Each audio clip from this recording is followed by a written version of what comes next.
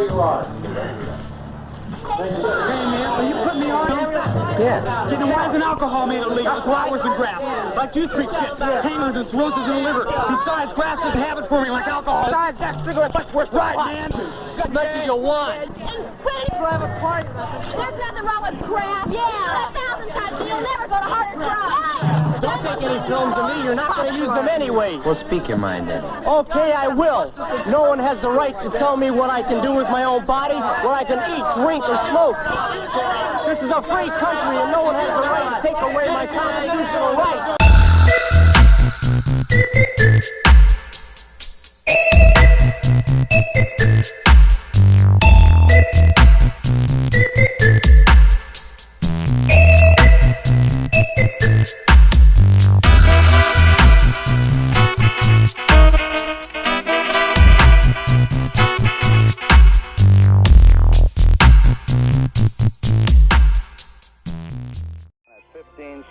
Guidance is internal.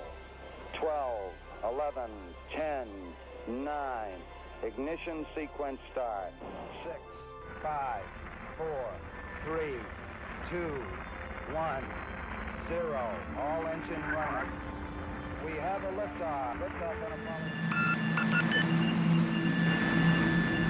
Now, I'm sure that most of you know the old story about the astronaut who went far out into space and was asked on his return whether he had been to heaven and seen God. And he said yes. Greetings, ladies, gentlemen, non-binaries, and sentient artificial intelligence. Join us on this journey to find the others. Because no matter where we find ourselves in this multiverse, the act of existing is all too familiar. Guys? Anybody out there? Hello? The mushroom has a tremendous problem-solving ability. Herb is a plant. Herbs are good for everything.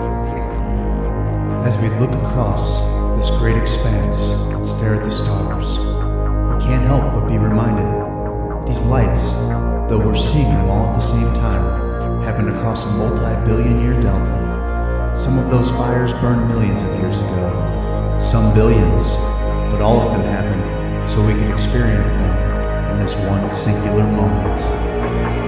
They called us scouts. They called us seekers. They called us Hoosier.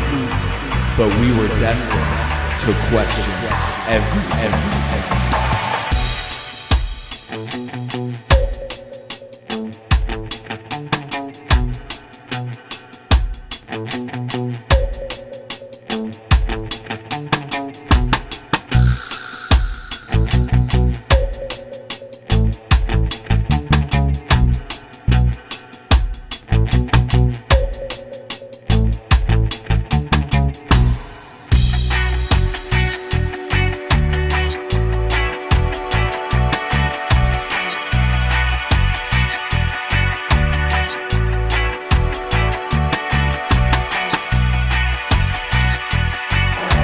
I don't know about you, but as for me, the question has already been answered. Should we be here? Yes.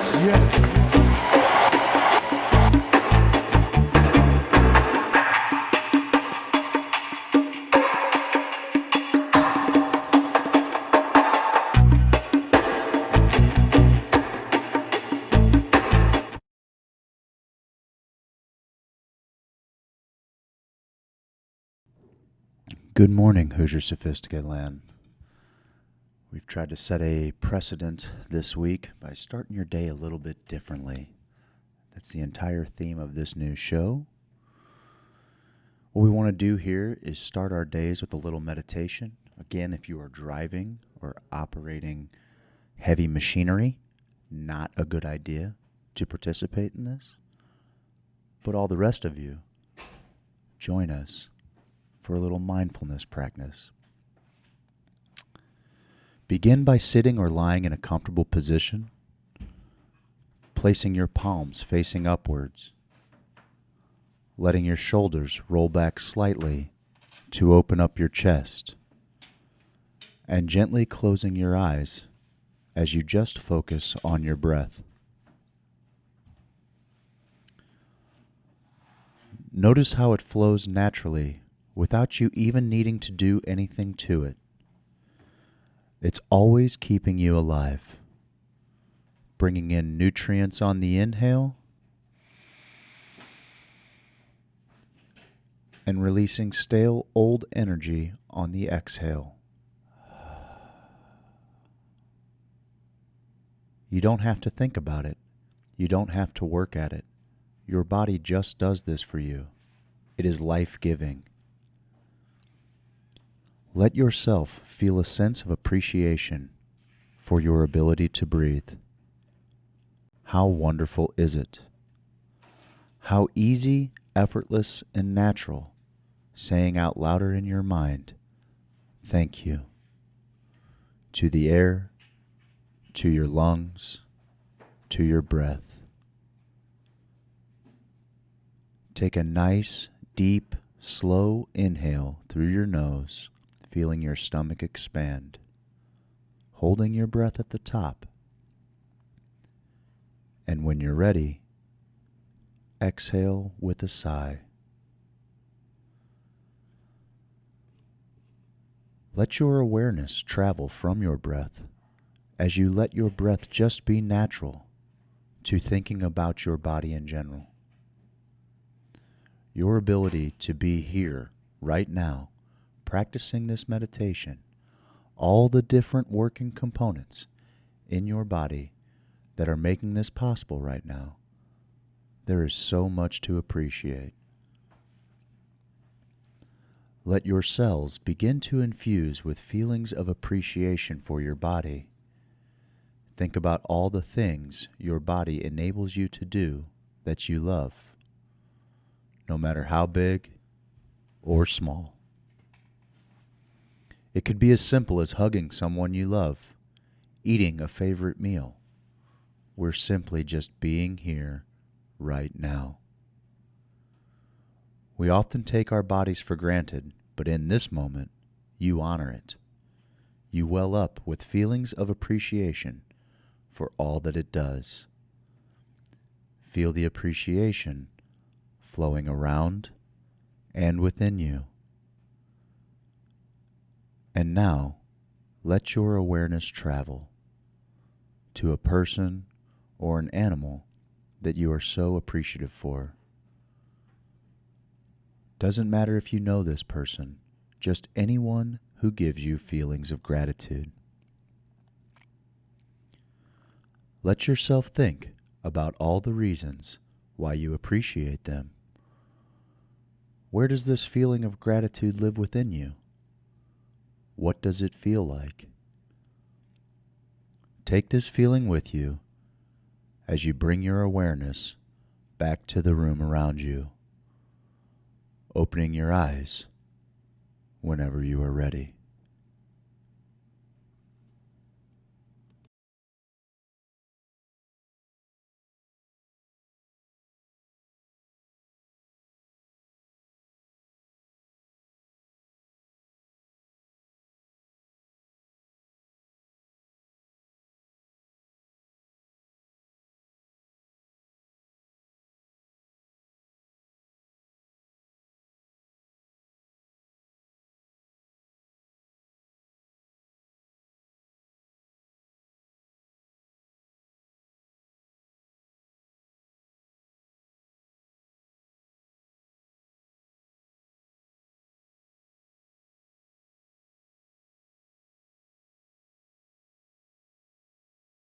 Are you ready for your morning motivation? You can't do anything. You can do anything. You can do anything, and damn it, I mean it. Guys, welcome to the Hoosier Sophisticate show. I hope you're all centered in yourself, because right now it's time to fire up. This is new. You like that? It's new. It's a new thing. Guys, you're a miracle. Okay? You are a miracle. All the things that it took to happen to get to the point where you are today, that I might be off of that one. Just the I. Oh, there he is. We might need a little zooming in, but I'm okay with it. Hey, guess what, motherfuckers? You're capable of anything. When you hear that morning motivation sting, that's what I'm talking about. You are capable of anything. Sometimes, even lately, I'm following my damn dreams. I still get this voice in my head that says, sleep a little longer. You don't have to follow your dreams. Your Achilles tendon hurts because your son's a mixture of Marty McSorley and Oren Ishii. What's wrong with him? Stay in bed. No! No! I will never do that. Maybe sometimes, maybe when I deserve it. But guess what? You're capable of anything. Anything. Anything shitty, anything good, any dreams you want to follow, you can do it. We're surrounded by people who amaze me every damn day. It reminds me of this show called The Island. There's a girl out there who had one leg, and she's out there dominating, hopping around all these other people. No, she had a blade. She had one of those blades like Pistorius, like Oscar Pistorius. She had one of them, and she's climbing rocks and stuff. Now, granted, she didn't make it as long, and I was like, that's crap. She has less energy. You know, if you had a leg less of energy, that's bull crap, you know. I agree. You know, like she's gonna win. From the Olympics. They had to ban him from the Olympics because the guy had cheetah springs on his feet. He was a cyborg. Guys, it's Friday. It's a good day. It's a good day in your life, or it's shitty. I don't know. It's about perspective. Go out there and kick today's ass. We're man. only as good as our last breath, Steve. Damn right. We are. We live in the now. We live in the moment, and we live in the now. What's up, buddy? Hey there, guy. Jesus. Whoa, that's loud. Jesus. That's loud. Remember you turned that thing all the way up yesterday? I might have to sit down at some point today. Have that bad boy. Well, I got you that. I got my camping chair right here. So like, ooh, that actually kind of levels us out. You want? Let's see that. Let's see our levels. We're on Facebook and YouTube. You know what today is? Friday. Well, yes, and one of the things we do every day around here is we talk about this day in history, and we do. And somebody We do a lot. that we share in common. When you asked me to come on your radio that's show, nice. You asked me to come on your radio show. I asked you to come, and I did on my radio show. and you did. Thought the cleanup crew did a great job. You asked me to come on the show. I got way too stoned. That's debatable. Steve just wanted me to come and have a conversation about something he didn't know a whole lot about. I didn't know anything about it at the time. And I had heard Harvey Marcus talk about it. I only had my subjective experience, and I was happy to share it because it changed my life. Yeah. So you said, hey, man, you want to come talk about ayahuasca? And I said, I sure do. And then we met each other. And ripped a few blunts. I think you maybe smoked 2 blunts with me, which was like the first time I did that since I was 21 years old. That's what I do to people. I know who you are. And we went on the show, and I was embarrassed with my performance for sure because I didn't talk. But little did you know that I was going to pay you back for the rest of your life by being the person that never shuts up. I love it. However, there was something that I already knew that it was hitting. This thing was working. I knew it. This thing was slapping. But when I really knew was when the show started to close. When that show started to close. People say I'm crazy. Doing what I'm doing. Today is John Lennon's birthday. Oh, my dude. My freaking dude. Yes. Sorry, I got to stand. Yes. That's okay. Yeah, that's the thing. Is like I got to stand. I got to be up. I want to get up and go. This is a relief. This is ruined. What happened with your kid? Marty McSorley? He slapped Remember Marty McSorley hit Bortuzzo right in the back of the head? He got charges brought against him. It wasn't Bortuzzo. Yeah, Bertuzzi. Yeah. He got felonious charges. I think they threw him in jail. Rightly so.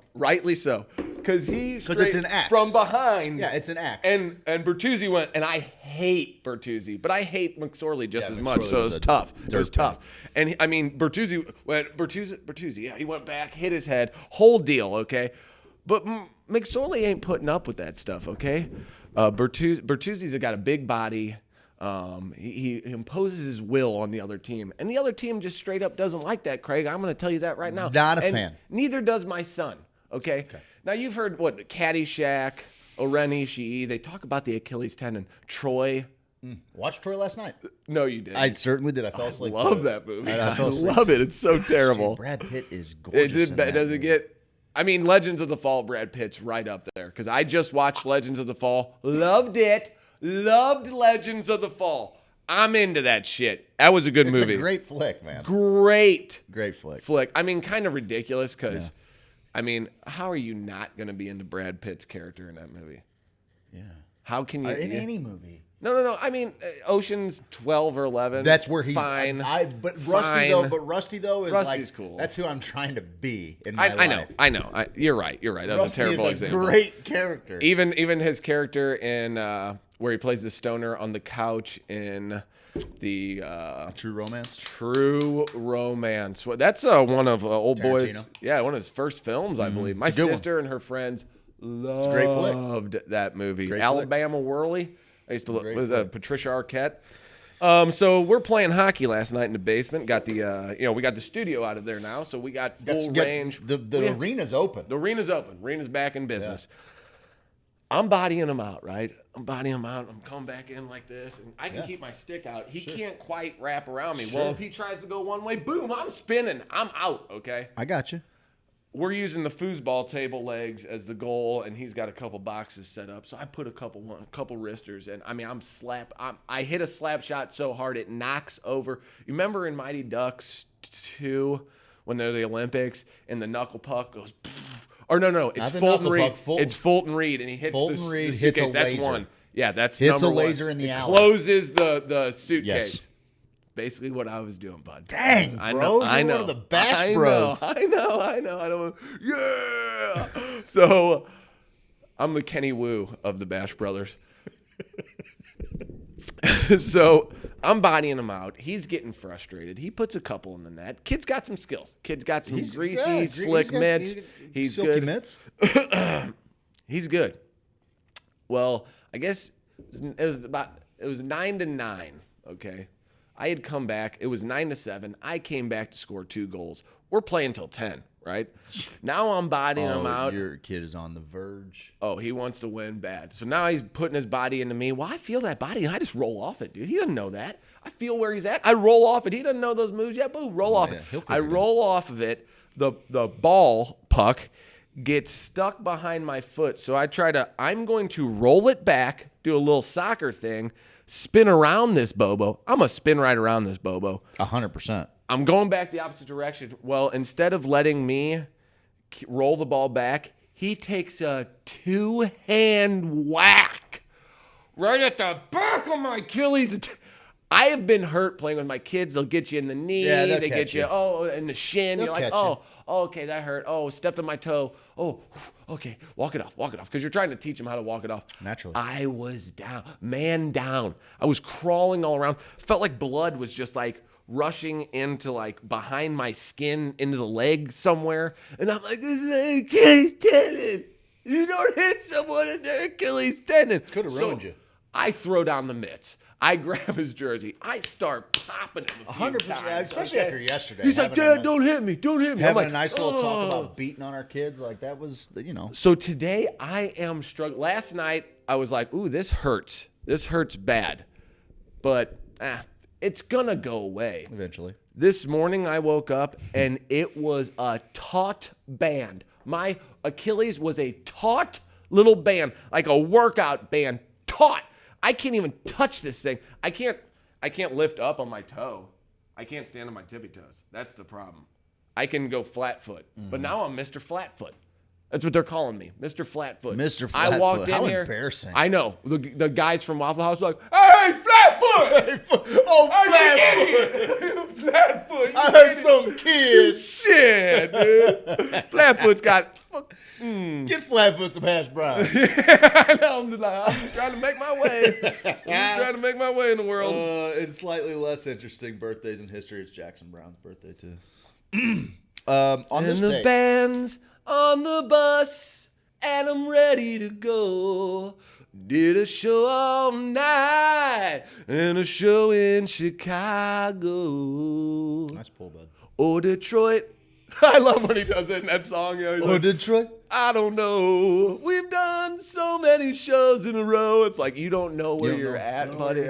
How dare you? I do think show some respect to the city you're in, guy. Crazy though, wouldn't it? Like just different town every night, different gal in a different port. Are you kidding me? You know how hard that would be, bud. If I could go back in time, I would go live in Cockney, England, or whatever. Not London, outside. I'd live in the woods of England. People that not the speak woods. Cockney are from London.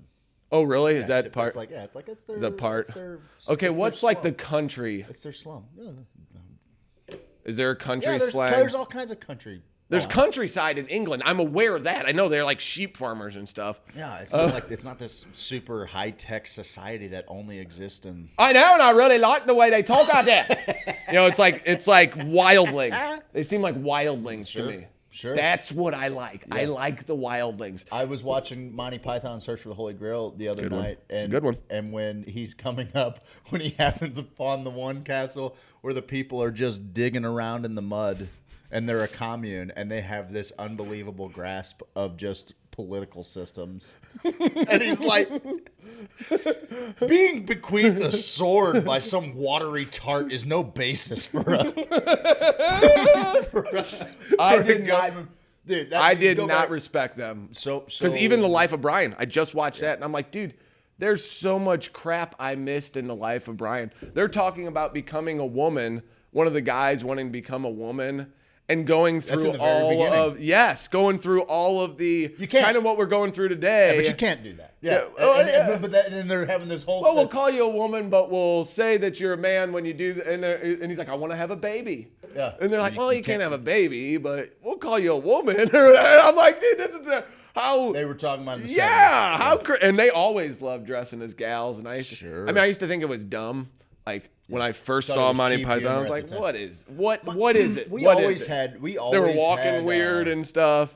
Oh, that's the Ministry of Silly Walks is hilarious. But I know my that was actually kind of just a mainstay in my house was you had to kind of get it. British humor. Yeah, I can't remember the name of the show, and I really need to look it up because my mom and dad would watch it like on Sundays, and it was hilarious. It was like just this kind of real like low, probably poor to low middle class couple in England, and it was the equivalent of like All in the Family, but British. What was absolutely hilarious show, and I loved Faulty Towers, and I love like my dad always had PBS on. We were always laughing at some kind of British. Till Death Do Us Part. Maybe that could be it. Yeah, because I remember that show too. I remember thinking, oh God, and they used to have that show Ab Fab. I didn't quite understand. It had those older like coog chicks, but they always seemed like they were wanting some dick. Like Blanche. Oh, dude, don't even get me started on Blanche this early in the morning. I'm doing it, bud. Don't even get me started. It used to kind of gross me out. Like Blanche was always talking about having sex. And I was like, ew, as a young man, I'm like, ew, that's gross. And now I'm like, oh, you dirty girl. It wasn't this one. It was oh, man, oh, me, oh, my. Oh. Yeah, I mean, Blanche can get it. Blanche can get it for sure. But who's really getting it? Stell Getty. Oh, no. She was the youngest of the I know. What was that all about? I know. Well, she played the mom. She was just little and fun, and she was in that movie with Sylvester Stallone. That I hated. Don't tell mom the babysitter's dead. No, stop or my mom will shoot. That movie. Stop or my mom. Don't tell mom the babysitter's dead. Oh, that was a good movie too. We're the worst. Why? Hey, on this date, Steve, in the year 28, Let's get this Friday started all right. Yeah. On this day in the year 20, the Temple of Apollo is dedicated on the Palatine Hill in Rome. Well, duh. I just bring that up because tell me something I don't there's know. a wrestling promo finna to happen today with. I don't even know. With the Diamond Dabber. That's what you call yourself? I don't know. That's what he calls himself. I don't know. Oh, the Diamond Dabber. I like that. Because some people call him the Dapper Dabber. Because there's diamonds. THC diamonds. Wow. Look at this guy just getting it. This guy gets it. There's one thing you can say about Craig, and it's he gets it.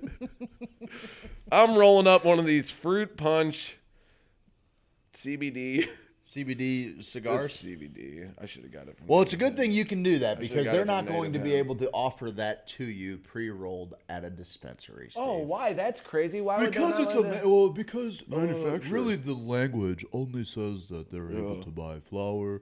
But if anything goes through any kind of manufacturing process, and technically, if we're going to have something pre-rolled or rolled before, that is actually a manufacturing process. That's manufacturing. So they're gonna have to buy it from the manufacturers that way, Yeah. and then sell it with the appropriate packaging. Because heaven forbid you go into a dispensary and say, oh, that smells good, but I don't know how to smoke it. I don't have a device or anything. Oh, can I get a pre-roll of it? Nope.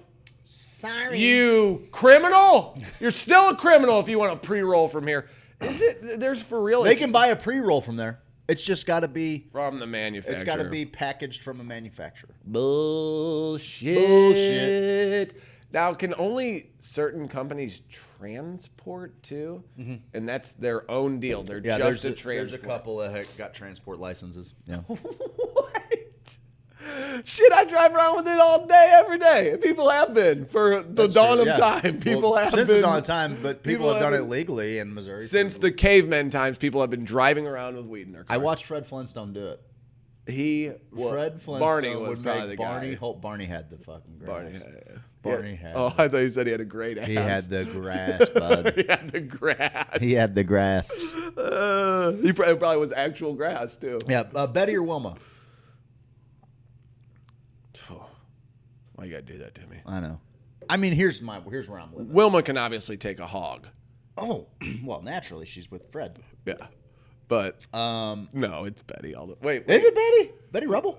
Yeah. Who played Barney's wife? Okay, yeah. So Rosie O'Donnell played Betty. Oh no! But here's the thing: probably the best Rosie O'Donnell's ever looked. I know. Rosie O'Donnell as Betty. She can get it. Really? I don't know. Maybe I gotta look. I don't know. Probably not, but maybe. I mean, honestly, she could have got it. Saying after a couple of raptor steaks and maybe an ale or two. A raptor steak. You know what? Rosie O'Donnell in A League of Their Own. Well, that's because they had that other slugger gal that really made her look good. Who was the gal that they grabbed? Hooch. Marla Hooch. Marla Hooch. I wish I could hit a baseball like my dad used to say. I wish you could hit a baseball like Marla Hooch. He would. He'd mess with me because the dad really liked her in the movie. Yeah, dude. Do you remember Halle Berry in that Flintstones movies? Someone here. Let me go handle it. I think someone walked in the door. We probably should lock the front door. Guys, here's the deal. I'm out here in Festus, and I'm going to be running this joint. I'm going to just be running it. Who is it? Is it that guy again showing his wiener? Yeah, he has to wear it to clean his pee. Oh, yeah, we have pee cleaner. Guys, come on out to Festus. We're going to make this spot our little baby. Jason said, Steve, there's a store in Festus. I said, I'll do a bunch of stuff, man.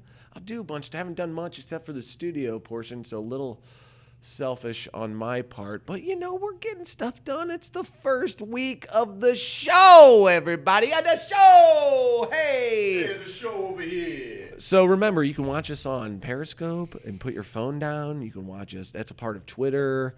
So we're on there. STL Hoosier, STL _ Hoosier. That's our new Twitter. Not new, but we're going to start using it. So we've never used it, really. We've never used it. Twitter's so weird. Yeah. I like Twitter, though. I got to say, Twitter's fine. Facebook is the one that's dog crap. But you can check us out. We have stuff on Instagram. We have stuff everywhere. Oh, Rosie O'Donnell and East of Eden. Yeah, that's what I was trying to pull, East of Eden. Because she was always into bondage gear, so I'm like, hey, you know. Or maybe just like in one scene, but that's the only scene I remember. That's all. The only scene I remember. Only scene I remember was Rosie leathered up. And Dan Aykroyd in that? Maybe. Look, that's her in the Flintstones. Let's see. You know, I'd throw it at her. Oh, 100 million trillion %. Exit to Eden. East of Eden? East of Eden. That's right. I'm only getting Exit. Exit to Eden. Exit to Eden was like a... No, Exit to Eden is it. Rosie O'Donnell, Dan Aykroyd. Oh, East of Eden was Steinbeck's book. Yeah, don't get those mixed up. Yeah, Rosie O'Donnell from this movie. Whoa, wee, wow. Whoa, guys, if you don't mind tuning in, Steve and I are just gonna. We're looking up Rosie O'Donnell. This all started with the idea of cranking it to Whoopi yesterday. Is this where this began? I cranked it to Whoopi. No. I remember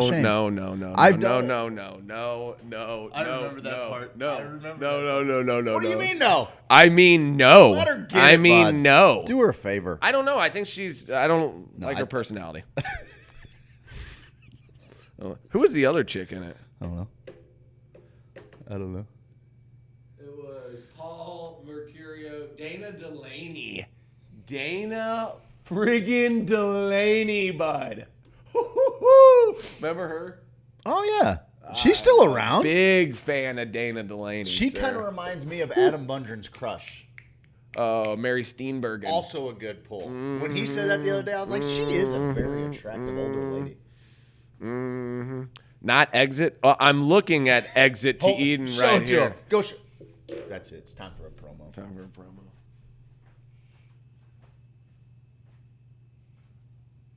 Exit to Eden. Someone has just been ruined right online. VR McClanahan is ruined. He's done in this town. I brought a computer today. Good. What you so slow. What are the things you wanted to talk about today? Oh, let's see. There's a lot going on in the world right now. There is, and I'll tell you what. I think I'm ready for another ceremony. Are you? I'm ready for a real ceremony. I've never really done one. Well, I'll tell you this. I'm ready. My brain is hammered from this first week. It was calling me a little bit, and that savage. Murd. That I'd throw it at her. Yeah, I am an octopus sometimes. Oh, yeah, they throw their wieners at the girls. On this date in history, Steve, in 1470, Henry VI of England was restored to the throne. Shit was awry back then. There were people digging in the mud thinking that they could just develop communes and they didn't serve any king. Where are you going with these? Were you just popping up random ones at a time? I thought you were tying them in. Wasn't that a thing when you were tying? I tie them in sometimes. Sometimes I tie them in. Sometimes I just throw them out there. Sometimes I tie them in. Sometimes I throw them out. You're giving people so much value too, because they're like, guys, did you know this date in history? The King of England. Makes me sound like a genius on this show. What else happened this day? Go through them all. Yeah, I can. 1914. I'm into the World War I stuff. Are you in World War I? Yeah, the Germans took Marne, Antwerp. The German, if they would have taken the Marne in France, yeah. Ooh, well, they took it would have been Antwerp, a different thing on this day in 1914. Listen, that's when they had their first. You know big what Antwerp's chance. got? Twerps. A lot of diamonds. You ever seen Snatch? Yeah, I haven't seen it in a while though. Antwerp's like the diamond capital, the diamond exchange capital of the world. What was that last Guy Ritchie film? The Gentleman. So good. What was that? The Gentleman. It's The Gentleman. Ooh, did you buddy. watch it? Oh yeah, you told me right after to watch that stuff. Dude. You know who I loved in that was I thought Hugh Grant really kind of stole. Everybody was good in it. Hugh Grant was magnificent in it. Hugh Grant's he's an excellent actor. He went through some stuff though, didn't he? Did he go through stuff, or did he just go through stuff at the wrong period of history? The guy was he was hooked. He was getting it on with a African British transsexual prostitute. Will this change the other view if I zoom this in? It will. That's why I did it. Oh wait. Yeah, we can do that, and I'll just flip that on back. You want to do that? Right? Yeah, go ahead. Isn't that the thing? That's all right. You're just gonna have to flip back the main cam, but that's all right. Go in the studio and do it. Whatever. Yeah, no, honestly, what he was in trouble for. Now, I think he was wedded at the time to a very Elizabeth Hurley. Elizabeth Hurley, who, by the way, is maybe pushing 60, and she is a fucking rocket. She is so beautiful. She is so beautiful and sexy. Oh, God. I remember her from... Austin Powers, actually. What does it all mean? What does it all mean, Basil? We are on Periscope. We are going from the Hoosier Sophisticate page. So we threw a little curveball at you at STL_Hoosier. If you wouldn't mind letting your friends know about our Twitter page, because we're going to try and move everything there. Because yesterday, Facebook pulled some bull S, bud. Some straight bull S. Some real bull S on us. And I'll tell you why it's bull S, because YouTube, Periscope, Twitch, none of them gave us the business. We used free use, no attribution required music for our meditation stinger. 30 seconds. Shut down, took our whole video off the internet. You think it was a meditation stinger? That's what it kept going to when I jumped to it. I don't know what else it could have been. Does it automatically jump to it? Yes. Whenever I clicked to it, it went to that particular part of the video. So, audio only option. So, KC, I would love if you would help us out with this. Right now, the best audio only option we have is for you to put this on Periscope, and it will play in the background of your phone. It works on my phone. Does it work on yours? It's something that we're dealing with right now. Because someone told me, they go, it doesn't work on my phone. And I won't name names, but it was Jennifer Barra. And she said, don't work on my phone. And I said, you know what, Jennifer Barra? You're the Hoosier of the Year. I will figure it out. So you're on Periscope. Now swipe it away. Your Periscope goes off? Mm-hmm. Maybe I have a setting on mine. All right. Well, we're just going to have to figure that out. Well, my phone does it. So if you wanna listen on my phone, let me know.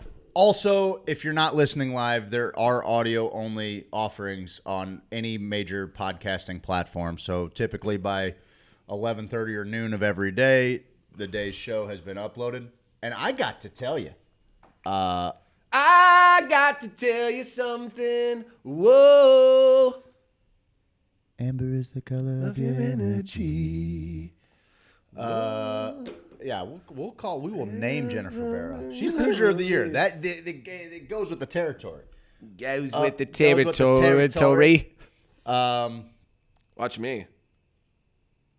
I actually enjoy our audio presentation. Oh, it's so funny. It might.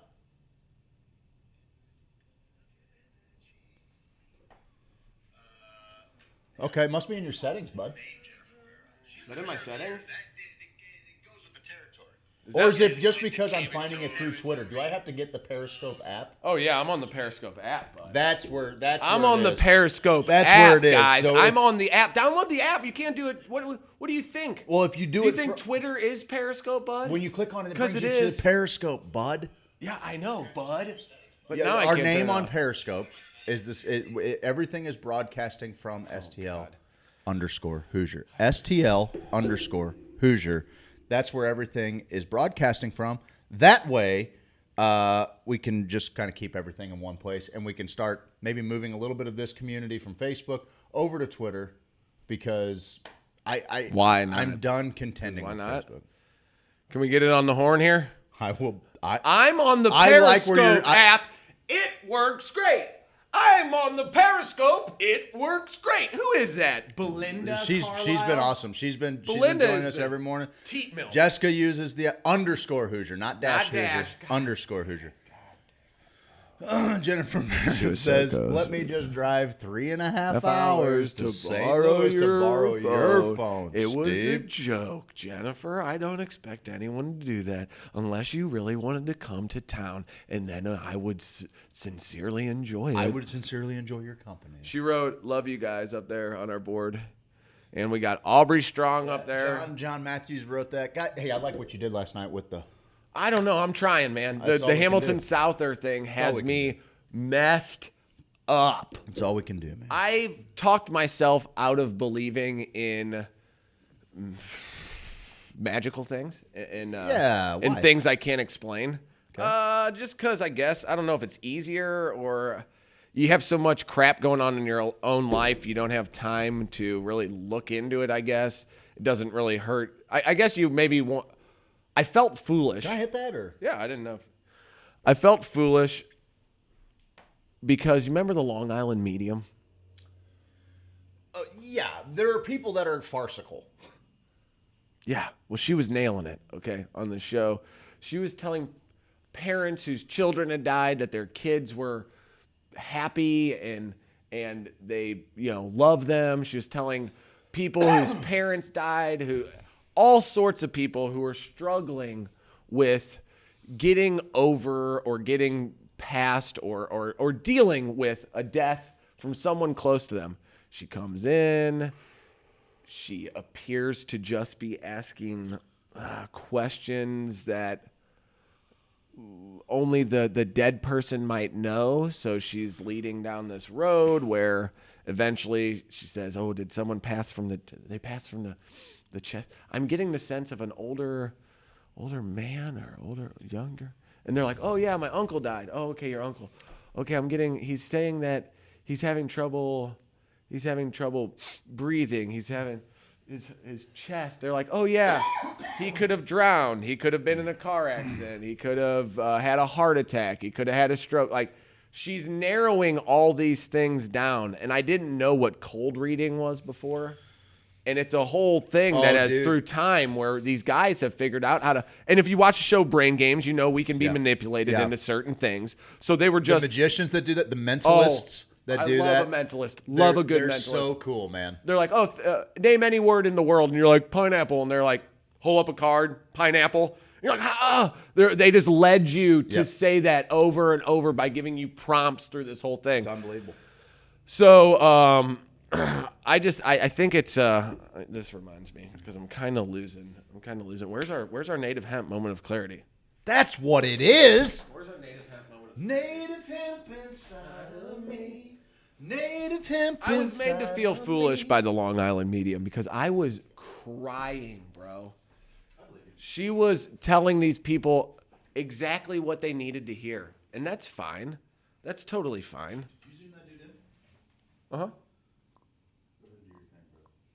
No, I'm putting all this native hemp right down. Oh man, oh, that's good. I forgot my damn coffee in the car. Damn it. God dang, I had nothing to drink here. You got coffee? Yeah, take a sip. I'm gonna take a sip. I'm gonna take it. Guys, I'm walking over here. Oh, that's rum. That's a lot of rum in there. That's a lot of rum in there. So I felt dumb because then I started to learn about cold reading and that people pretty much had the same results as a medium would have. And then I started to see some of the mediums who I thought were legit just get worked, like they didn't know anything. And it's tough for me to understand that you can talk. I'm a believer in energy. We're all energy. That's what the morning motivation was for. Morning motivation. We're all just energy and vibrations, okay? So I'm into that. I believe that. I think people can read into that.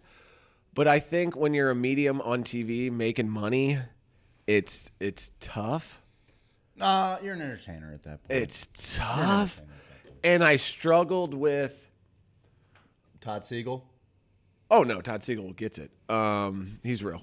No, I struggled with, am I just a buzzkill? Does this mom need to know that her son is okay in heaven? Is that fine? I mean, is there a value to that? Is that fine? To that solace? Instead of me going, oh, really? Prove it that you're talking to. That kind of makes you a dick. Little bit. Makes you pretty dicky. But also, little dicky. The Jenny and Angie really want me to go see a medium. There's a guy in St. Louis apparently who's really good. Okay. Dicky. Something like Rick Doblin. It's a very similar Dickie name. Roblin. Dickie Roblin. Yeah, it is. It's Dickie Roblin. Dick Hudson. Dick Hudson. I like native hemp inside of me, and I like entering code HOSO at checkout to get 30% off of my order. Do you? I do. Oh, bud. We're about out. We need more.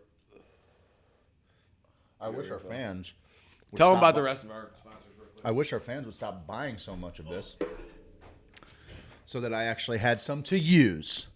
Yeah, well, I like to double up on CBD. That's actually a high CBG strain in that smokable.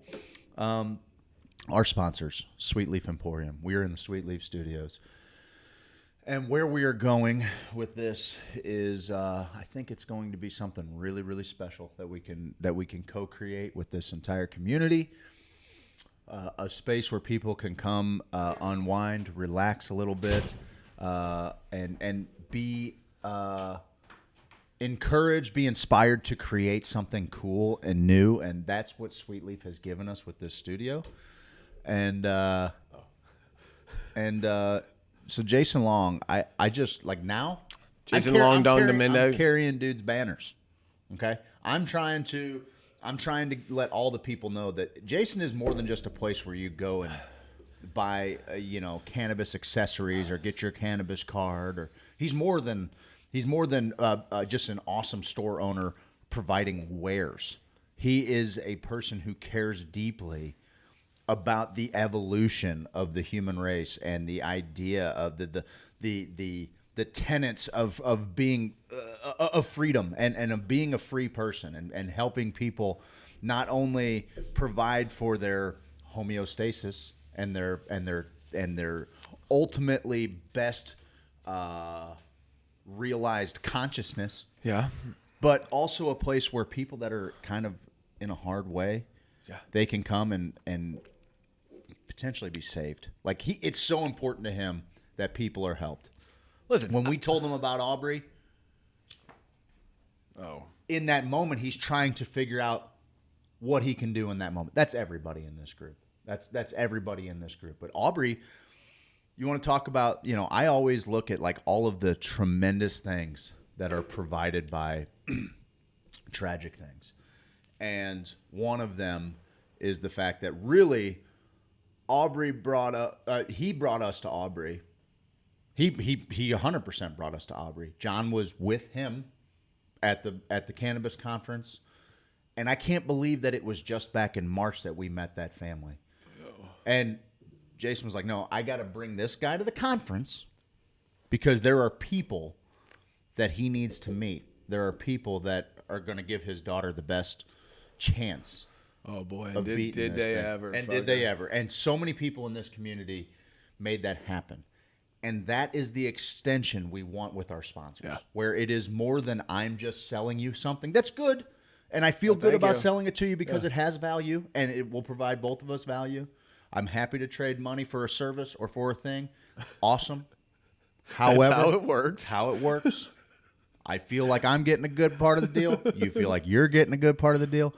But more than that, why don't we do something that actually, has a currency attached to it that you can't see? That you can only feel. It's a feel currency, man. And so we know the Matthews family. The Hoosier Sophisticate family has come to know the family because of Jason Long saying, "I dig the way you guys put it out there, man."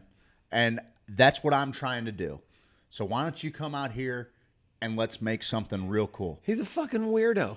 He's a total weirdo. And it's weird because we're weirdos. We need weirdo. We need weirdo in our life.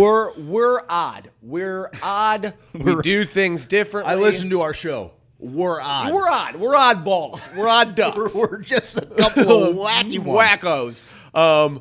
When I first met him, and, when you approach people with sponsors and then there's money being exchanged and you're like, well, I like you as a person, but I'm also getting money from you. Well, you're also getting a service. Okay, well, this situation's weird. It's like, is your is your drug dealer your friend kind of deal? Like we have a situation where we're doing this thing. Not saying Jason's my drug dealer. So basically, Jason's like, lingerer. Yeah, he's like, that's why I feel like sometimes with me, I'm sure. Right. He's such a Snickle Fritz for you, bud. And it's like, well, you guys are just saying cool things about him because he's helping you out with all the studio. It's not. That's not the deal. Not at. We would go sit. At We would go sit all. in a city garden and talk like a couple of dicks, if that's what it meant. Yes, and I would talk to He's Jason as any excited- day, all he's day. as excited about this as we are, which is something that, I think that's all we ask about anybody that's kind of along for the ride is like, just believe in something crazy. That something crazy and beautiful can be created here, and I promise you, it'll happen. Whether that's a camping trip, whether that's a karaoke night at the bar, whether that is a washer tournament, whatever that looks like. A ketamine party in the basement. Come in. Oh, man, we've never. When's the ketamine party in the basement? I knew you liked that. That's just something I'm dreaming up right now. That's a pretty cool day. That's a cool dream, man. That is a cool dream. Hey, I'm living. I respect people's need to feel connected or assured of other people's safety. On the other side, it's when the money gets involved, I lose respect for the process. About like the mediums and whatnot. Gotcha. Yeah. This is how I feel. There are legit mediums and there are fakes that use grief to get money and people that are searching for that connection. That is when I get angry. Totally. Yes, you guys are weird and cause weird dreams. So thanks to Craig's morning meditation and the convo yesterday about him and another man, I had a very inappropriate dream last night about Craig and another man, and I was not involved. Well, maybe I was the cuck. Yes! And you know what, Steve? That brings me to this day in history. The cuck was invented. This day in history, 2020. Craig let the audience know that a female cuck is a cuck queen. Oh, yeah, I remember that. Cucquean. Yeah, cuck. That's cool. Yeah, that's cool, man. That is cool. Man. We need to know the lingo thing. Except when she's mean. Was the about dude it. good looking? I don't like mean. I don't like the guy. mean. You think she probably had me just fucking a troll? Oh, I bet you were doing someone nice. I bet it was nice. You think so? I bet it was nice. I got good taste. That's how I'm picturing it. Yeah, I hope. Yeah, I'm not. I don't know. Ron Jeremy? No, you're probably with one of those. Who's it? Nacho Vidal, or the one who's like really up on them, who's like Rocco? whispering in their ear. You're thinking Rocco? No, Rocco Siffredi is a monster. He's an animal monster. Yeah, he's an animal monster. Nacho Vidal makes him look like a choir boy. For real? Yeah. Oh, see, I've never gotten into those Nacho Vidal ones. I've only Nacho Vidal, by the way. Oh wait, it's Plowboy's boy who does it. Yeah, you're thinking. What's his name? He looks like an idiot with the lip job. I haven't seen it. What an idiot! He looks What like an idiot! I'm like, you were gorgeous. What are you doing, he was a guy? good-looking dude, and he'd whisper stuff in their ear, and I could tell the women were really enjoying it. There's a guy. Was he French? Yes. Yeah, he's Is French. he? Yeah. Okay. What's his name? I got you. No, let's think of it with our brain. I will. Okay. Well, you know what? Let that native him kick in. I could see the other guy's face, but he had a nice dick. Okay. Now I'm interested where I was at in this thing. So, Akasej Snave. Having sex dreams about me. Having sex dreams about you with other That's dudes. when I know I've made it as a morning show host. Join the club. I mean, you know, it's yeah, cool. Except usually it's my dad. Oh, God, Steve. Come on, dude. This is the morning show. It's the morning show. I'm sorry, George. Would you want George to listen to this at work? Yeah, he'd laugh hilariously. What is he doing? Put it on his download Periscope. He's got problems. Being with, uniting with guys like Dennison, Brian Kessler, Jason, James Carlton. Thank you. Uniting. Thank you for bringing up James Carlton. Because you know what James Carlton makes me want to do? Dance. Oh, mom dance? It makes me want to mom dance. You want to know why? Because James Carlton takes care of my mommy, too. Oh, really? Takes care of my whole family. Oh, you're lucky. Takes care of everybody I know. You're lucky because... He takes care of my aunt, takes care of my cousins. Really? He really does. Wow. James Carlton. And you have a large family. So. Yeah, he doesn't all of them. I can't get all of them. There's 100. I have 100 first cousins on the Kohler side. This group is filled with Jezebels. Jezebels, bud. Early morning Jezebels. Ernie Merling. Ernie Merling. Ernie Merling Jezebels. That's a great name character. Ernie Merling. I'm Ernie Merling. Hello, I am your long descendant from Merlin, the wizard. I have powers. I have magical powers. He's in his office Actually, going, I have that's magical hilarious powers. Did you bring that up? Timely, even. Because we're talking about magic. We were talking about magic, and I had a conversation about Merlin last night. You did? The birth of Merlin? Yeah. There's a show with Merlin in it. Well, there's a show called Merlin. And that then it? also there's every show that's ever pertained to there's King one Arthur. I just watched recently. Merlin? Was that it? Is the Newest later one where he's show. kind of like, no, he's not the main character, but he's like drunk and he's like, whoa, man. And then at the last Merlin was a episode, Slytherin.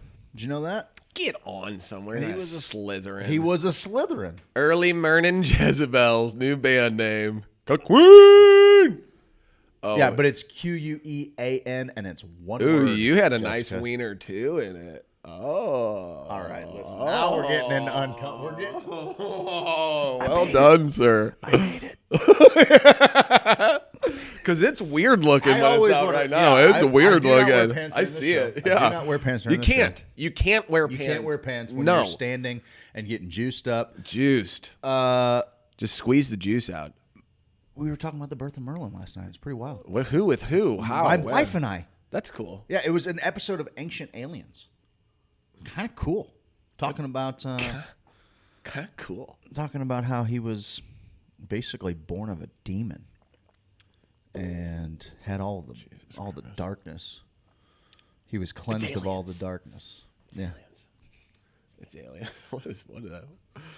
Yeah, I tried to watch that show a few times. I can get it, but no, I don't need to dismiss any of it. It's actually fun to really. It's fun at night to fall asleep to. Do you think people can talk to dead people? Yeah, I do. Listen, when I read The Holographic Universe by Michael Talbot, seriously, probably favorite book ever. I think everybody should read. If you're even remotely trying to figure out how magic fits into this world, can I borrow it? Or? You can absolutely borrow it. I would love if you borrowed it. Okay, it is honestly one of my favorite books ever. Okay, I will.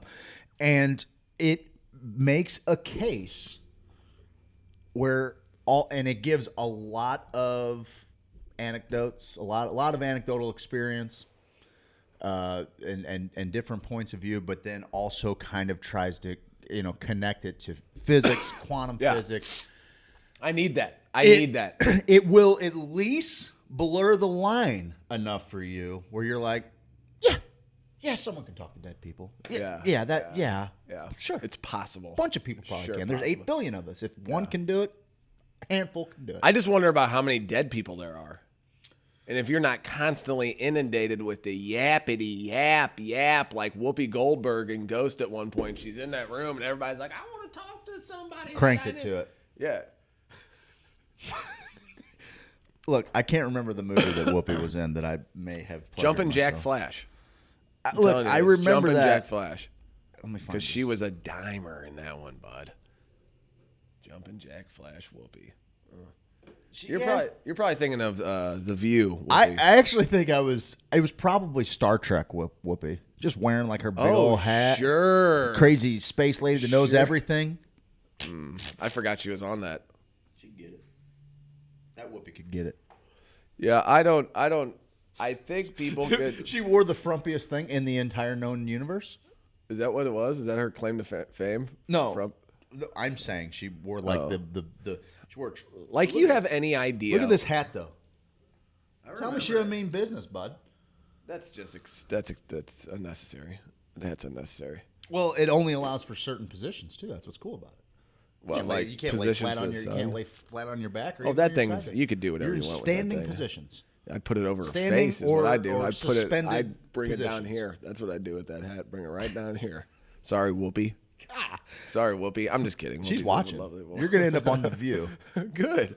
And she's View gonna this. Say, she's gonna say, This is about my eyebrows, isn't it?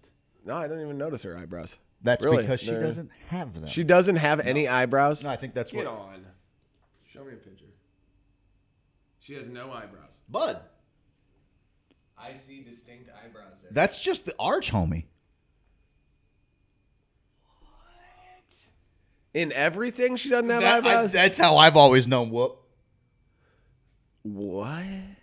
Wait. Whoopi Goldberg has always not had eyebrows. As far as I remember. Look up Sister Act, Whoopi. Look up Sister. She had to have Whoopi Goldberg doesn't have eyebrows. The beginning of Sister Act when she's a sassy little trollop. Oh, she was a sassy little trollop. They're drawn on there, Jack. Come on, Jack. Tell me. No, did she? What the flip? Yeah. That's our next punishment for our next game. Shave. Oh, we have to shave our eyebrows. I'll do a lot of things. I'll do like it. A dickhead. I'll do it. I do not think shaving eyebrows is a good I would idea. look good with shaved eyebrows. You would look like Bob Geldof in Pink Floyd's The Wall when he shaves his eyebrows. For real, though, that shit would be terrifying. Those things are hella painted on. She has never had eyebrow that I remember. Dude, wow. Isn't that crazy? You may have she shaves them off. See, that's a different thing. I thought she was just totally working with... I would say I shaved them off, too, if I couldn't grow them. See, Jenny didn't know that. Jenny, did you know that? Wow, I am blown away. I'm sorry. Dude, that's all I remember. Oh my God. That's just what I remember. Like this little face right here she made in Sister Act. I wish I could pull him up on here. Oh, that little come hither? That little come hither look? Yeah. I mean, listen. All I'm saying is I've cranked it to Whoopi at least once. I don't know when it was. I'm not sure what the scene was. I don't know why you wouldn't. It's more about, just making these kids appreciate what they've got. Yeah, we had Sears. I remember distinctly the JCPenney lingerie section. There was a couple gals in there I was in love with. I was in love with them. Choice. You had a white picket fence and a dog running around. Totally. And they loved me. And just every now and then we would sip lemonade. They loved me. I had to always beg them for sex because girls aren't really into sex. Girls aren't into sex. They're just barely showing off there. And don't objectify them. Don't you dare. I got to try to get sex once a week, hopefully. I'm a dumb husband just with a hot wife. Mow the lawn. My yard better. There's a direct correlation to how nice your yard is to how little you use your dick. Oh, Ryan Picarella is going to be angry with you. I'm just telling the truth. He's going to be angry with you. If your yard is nice, your dick use is very low. That no doubt. My lawn is 6 foot tall. If you use your wiener all the time, whoop, your yard looks like a jungle, bud. I got it straight because it's like Jumanji. The full bush. It's full bush in the backyard. I'm with you, sir. I ain't even manicured. Well, I got a little trimmed up on the front sides. I got a guy coming out. Other than that, it's 10 foot tall, bud. I got a fella coming out now, and I'm going to see if gross and dirty. Thank you. I also never noticed that. Get out of here, guys. Yeah, I never noticed that. We don't pay enough attention. Ed Howard on Periscope. No eyebrows. Just watched Sister Act with New Jersey last week. NJ. New Jack. New Jack City? New Jack. Yeah. Yeah, that's weird about her eyebrows. That's really got me kind of... I just can't believe I never noticed. I can't believe you've never noticed I either. love Whoopi Goldberg as far as a comedic actress. That's what I focused on when I mean, I feel like the Ted Danson and when they did Whiteface and Blackface had like a big impact on me for some weird reason. That was really... I felt like the media blew it up and I was a kid and I was like, whoa, that's crazy. I don't have an opinion on it. Oh, the grass guy. I got a guy. I don't know how he's doing it.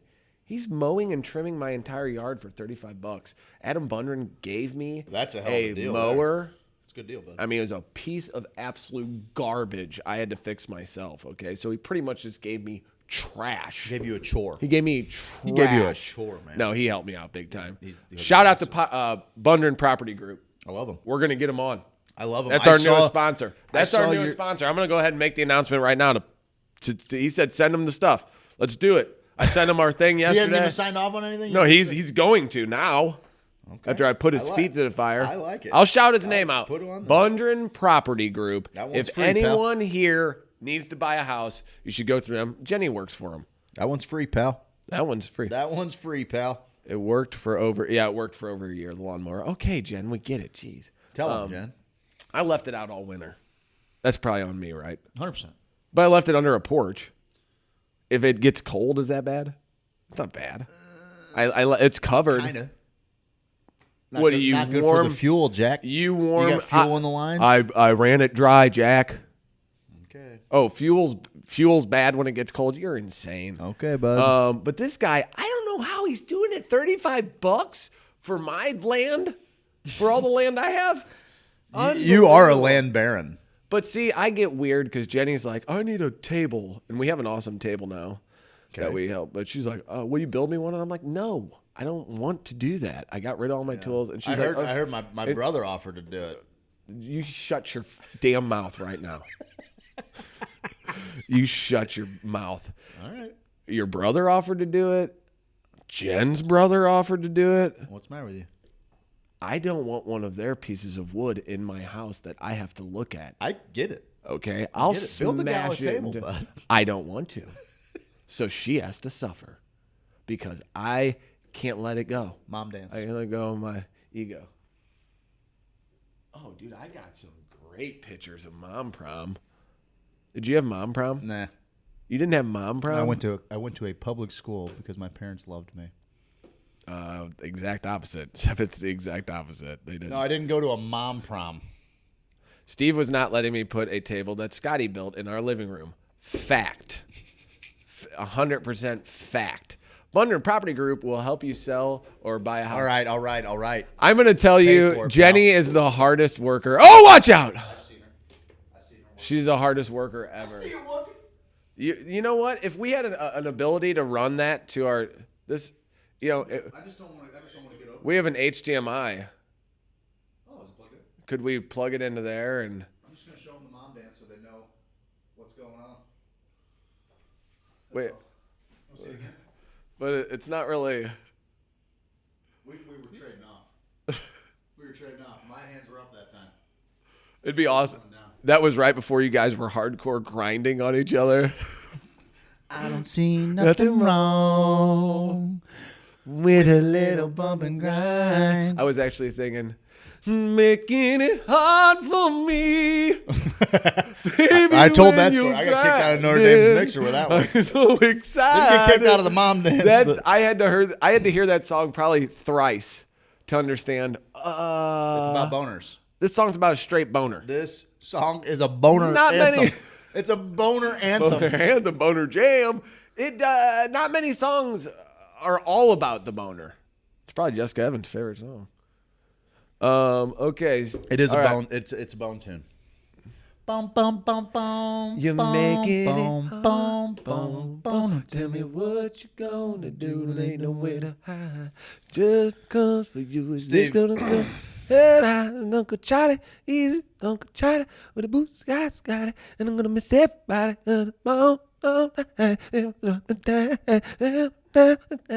On this day in history, 1781. You know what we did? 1781. We said, "Hey guys, America's free now, buds. For a good few years, better make some colonies. Better formulate the thing. Better do the thing. Confederate." We began shelling. I mean, pretty much the same thing. We began shelling the British troops surrounded at Yorktown. At this point, what year was this? 81. 1781. Oh shoot! Okay. 1781, man. Oh yeah, I always forget. We declare our independence before the war. Yeah. I always forget that that's not the Declaration of Independence. Like, no, we won. We let the king know. We won. Because that's kind of a... We let the king know. We ain't doing it no mo. No. No. That's what the letter said to the king. No. Nah. Fuck around, find out. That's what we said. That's a good skit. That's what we said. That's the founding Fuck around, find out about it. And the king's like, what the feck? What the feck? How dare And then he just Lannistered out the window. And then he's like, all right, get the world's greatest Navy and Army, and we're going to go kick these little bastards' asses who left from right in this region. And now they think they can do that? They don't think I own that land? I do. They don't think I own that land? I do. My milkshake. I have for a hot minute. My milkshake brings on the moon to the yawn. They're like, my milkshake brings on. They should remix that end scene of There Will Be Blood when he's like, my milkshake drinks up. With the dodgeball. What was it in dodgeball? Or and was he starts singing milkshake. He's doing milkshake. Did he do that in dodgeball, or was that Family Guy and mixing to him? What was the thing when it's not in dodgeball. Ben Stiller at the end of dodgeball when he's old and he's all big again? He blew up again. Is it milkshake? Is it milkshake? I don't know. I don't know, but that would be a good cut, bud. Good cut. Oh, see, that's why I'm trying to get back into rap music. See how Jameson says, nailing that bone thug, Steve. Nailing that bone thug, Steve. That's what it is. I grew up hard. I know. You're still pretty hard, bud. I know. But now I'm trying to listen to rap music. Rap music's taking a turn from out of the... Because remember, we used to We're out of the mumble rap zone. Yeah, we're out of that. We're starting to get into the... Travis Scott is a psychedelic rapper. Yeah. And he's Kid big. Cudi is a psychedelic rapper. Kid Cudi is the man, dude. The Adventures of Moon Man and Slim is I love it. One of the most ridiculous. I love it. Singing, it was dodgeball. Singing milkshake. Thank you, Mike. Of course, Mike knows. Once between my son and Mike Linder at home, we got more of an intern happening over this week's show. What's the deal, man? Should we take him to break? What time is it? Sure. 8:11. We're 10 minutes after every time. We have fun here. Lots. We have fun here. Tell us your favorite fun thing. Please write it in. Write it down on the comment. Your favorite fun thing. You, because it's Friday. The engagement.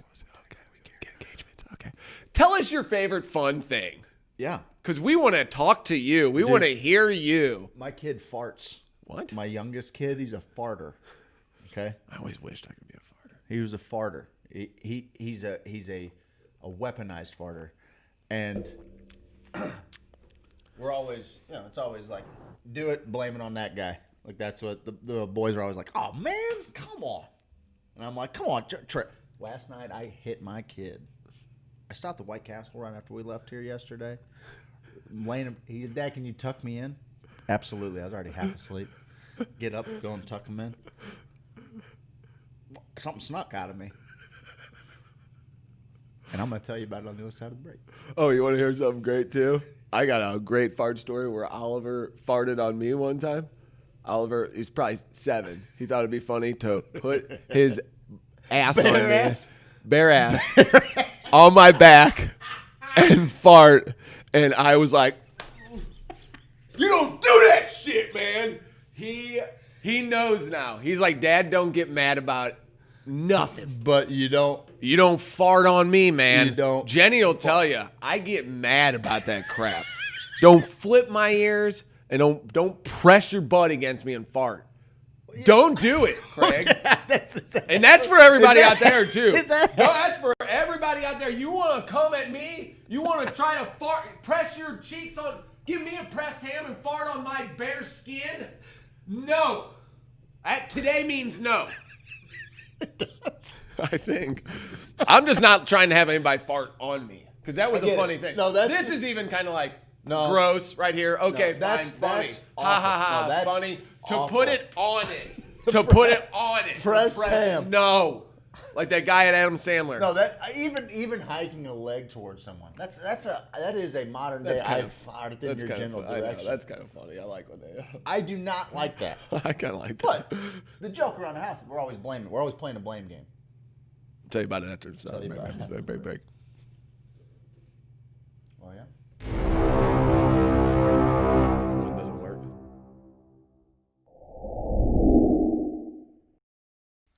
I'm an outlaw, check it and see. Want a poster looking like me. Checking the swamp man for a pretty girl. Being an outlaw in an outlaw world. Hey, I'm an outlaw, check it and see. Want a poster looking like me. Walking my hound dog, surfing that swamp. Catching crow that do the sweetly stomp. Everybody do the sweetly stomp. It's a stomp. It's a wiggle, turn around, a little tickle. It's a stomp. Move your feet. Head on down to Sweet Leaf. Head on down to Sweet Leaf. Head on down to Sweet Leaf. Dude, man, get on down to Sweet Leaf Emporium and do that Sweet Leaf stomp, man.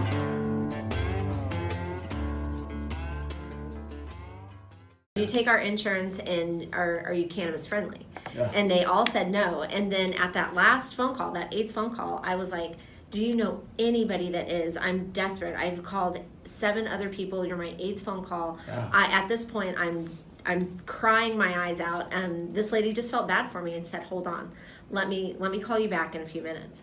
And they called me back and they said that they would take him, but under a certain amount of conditions. And the main condition was that if they felt that cannabis was not working for him, then they would take him from us and put him in and Child Protective Services, and then they would take the other 2 kids too. Oh, because they were both underage. Then and we would be charged with child endangerment. So they'd go to federal prison. Yeah, we would go to federal prison. So we said, bring him on.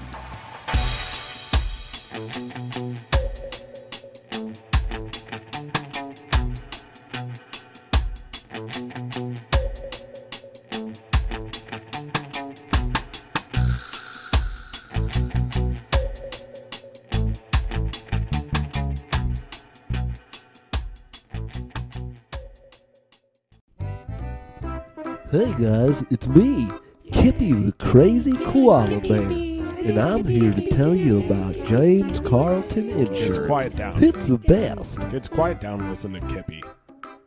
Grown-ups need insurance, and Uncle James can help.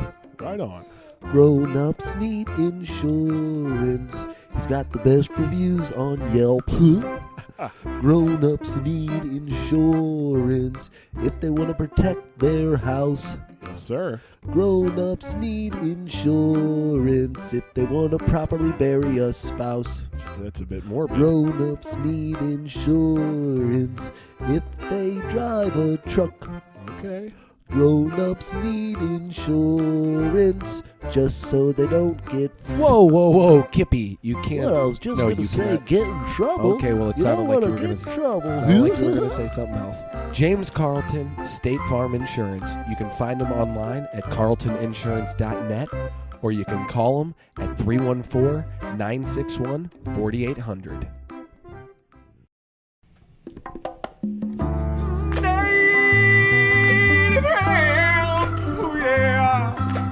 Native hemp inside of me. Native hemp inside of me. Native hemp inside of me. Native hemp inside of me. I got 1,800 milligrams going real good down my throat. When I wake up in the morning and I need a pick-me-up, well, I grab my bottle of native hemp and I splash it on my tongue. Lap, lap, lap. Native hemp inside of me. Native hemp inside of me. Native hemp inside of me. Native hemp inside of me.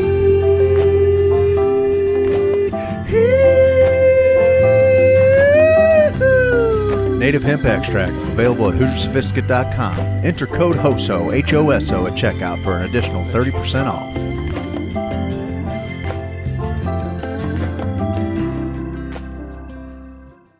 Hare Rama, Hare Rama, Rama Rama, Hare Hare. Welcome back, hour 2. Here we are, Final man. show of the week. What a week it's It been. is the freaking weekend, baby. I'm going to get crazy. It's a wild and It's the crazy freaking time. weekend, baby. I'm about to have me some fun. Oh, get it. What? Give me get that beep beep. I'm on my hands to the floor. Now she bouncing some more. I'ma get it already. It's remake to ignition. I'm hot and fresh out of the kitchen. I'm rolling that. Feeling it, man. It's God, that Friday. song, dude. That and Into Club, freshman year of college. Oh God, dude, Buddy, I played them out. You? It was that. You think I'm that guy playing songs out? Yes, I am. I'm 100% that guy. I'm convinced that was a global human experiment. Buddy. That and Lil Jon. Mo? No. Yeah. When I get done, call me. Yo. Yeah. That was Usher. Me. Yeah, that was Lil Jon too. Yeah, he was in it. To the wall. Actually. To the sweat drip down my balls. Is that for real? Dude, when I actually first heard the lyric. That's not for real. When I first heard the lyric. That's not real. I'm like, this is the most popular song in the world? That's not real. Right now? It's not real. This is the most popular song in the world. Can't be real. It's real. It's real? Oh, man. No, we're finish the fart thing. Listen, nobody wants to be put to sleep in a noxious cloud of, of disgrace. No. I tucked my son in last night. And? One sneaks out of me. Okay. And he's laying down, and I gotta tell you, he's doing the cutest thing. He's wearing this freaking it's like a 10-gallon freaking knit, hat with a little snowball on top. Wearing it to bed, and it's just adorable. And he's getting in bed, got a little routine. He likes a certain mixture of blankets, All right. High maintenance. Real high maintenance. Jeez. The old Lord Fauntleroy is what I call him. So on this date in history, Lord Fauntleroy, as he's going to sleep, they tried the jill on this date in history. He's like, I'm already asleep, Dad. Jesus, you are so boring. Jesus. One sneaks out of me, and as he's like, did it make noise? Doing his little thing? No. SBD. SBD. SBDist. What is that? Deadliest catch. Deadliest. It was like Bering Strait waters. Deadliest. I think I told a story about me back in 7th grade in the cubby hold where I had a fart that I let out because and people were puking, and it crawled over the whole room, one table by table by table. Yeah. They had to evacuate the school. To date, 7th grade, worst fart of my life. Worst fart of my life. Still? Until last night, maybe. Oh, no. But I don't know what happened. What was it? I guess maybe the White Cat. Like I had a White Castle. Oh, yesterday. You think? Yeah, but I've eaten lots of White Castles. I know, but you're before. dying inside now. Yeah, I'm dying. So this sneaks out, and as he's like snuggling up. Yeah, I got my snuggling up with this blanket, and he goes like this, and like when he does this, he creates a wind vortex that just hits him right in the face, and I watch it happen in slow motion where he's like. A cyclone of stink. He's like, Dad? Fart. And I'm like, how dare you? You are the resident farter in this house. Oh, how dare you? How dare you? That was you, bud, and you're trying to put it on me, and I can't. And, it's not one of those things. It's not one of those things that it just hits you and leaves. It's in the quick hitter. It's gonna sit. This one's gonna pull up a chair. It's gonna pull up a chair. It's taking shoes off. Progressively getting worse. All out. Closing its eyes. It's gonna take a nap. Progressively getting worse. So much. I'm kind of laughing, blaming it on him. Is it getting you? I am disgusted. What's it smell like? I don't know. I couldn't tell you. I don't want to get too crazy out here. People are already listening about farts. Okay. But it's got tears in our eyes.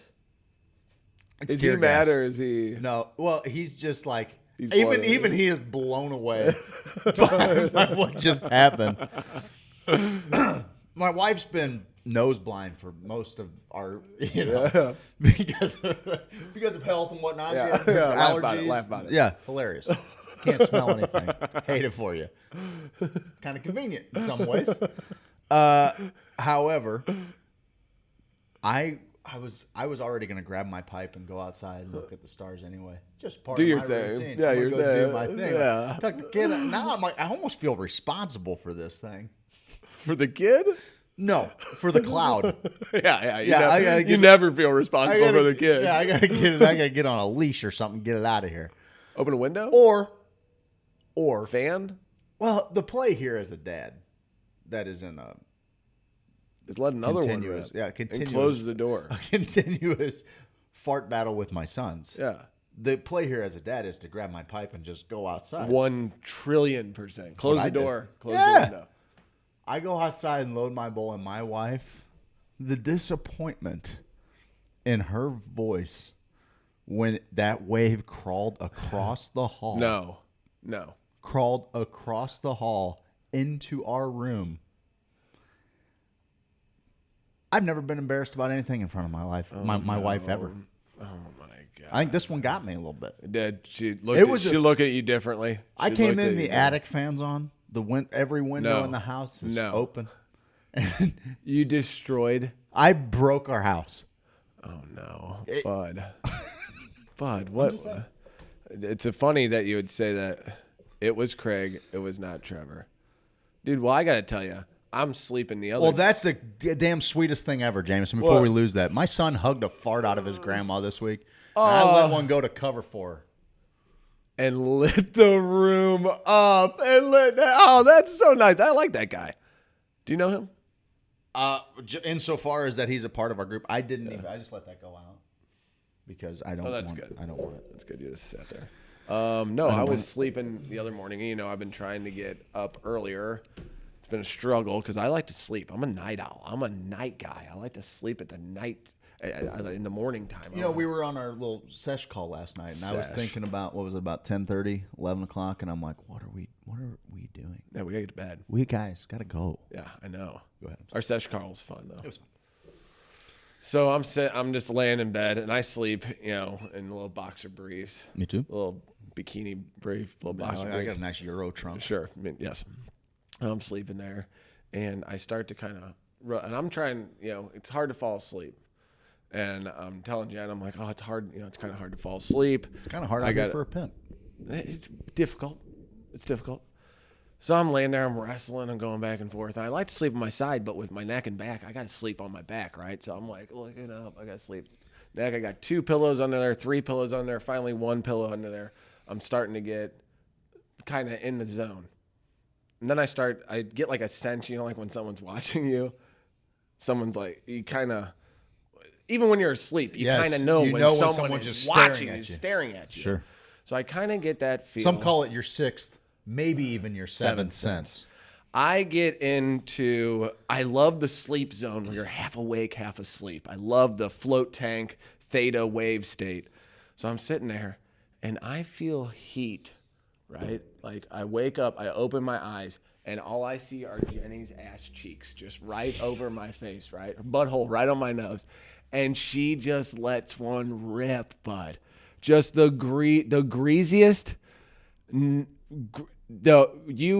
never heard a sound come out of a woman like this before, man.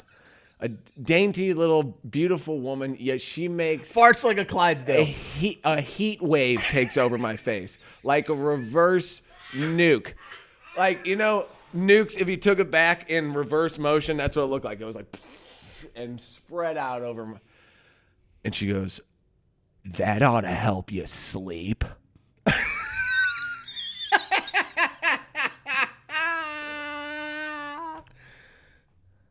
That ought to help you sleep. I got pink eye. Yeah, you okay? Did this really happen? Jenny, no, it was you. Did this really happen? You don't know? What? You are a liar. Did this really happen? Did she? She sleep Did she? She did.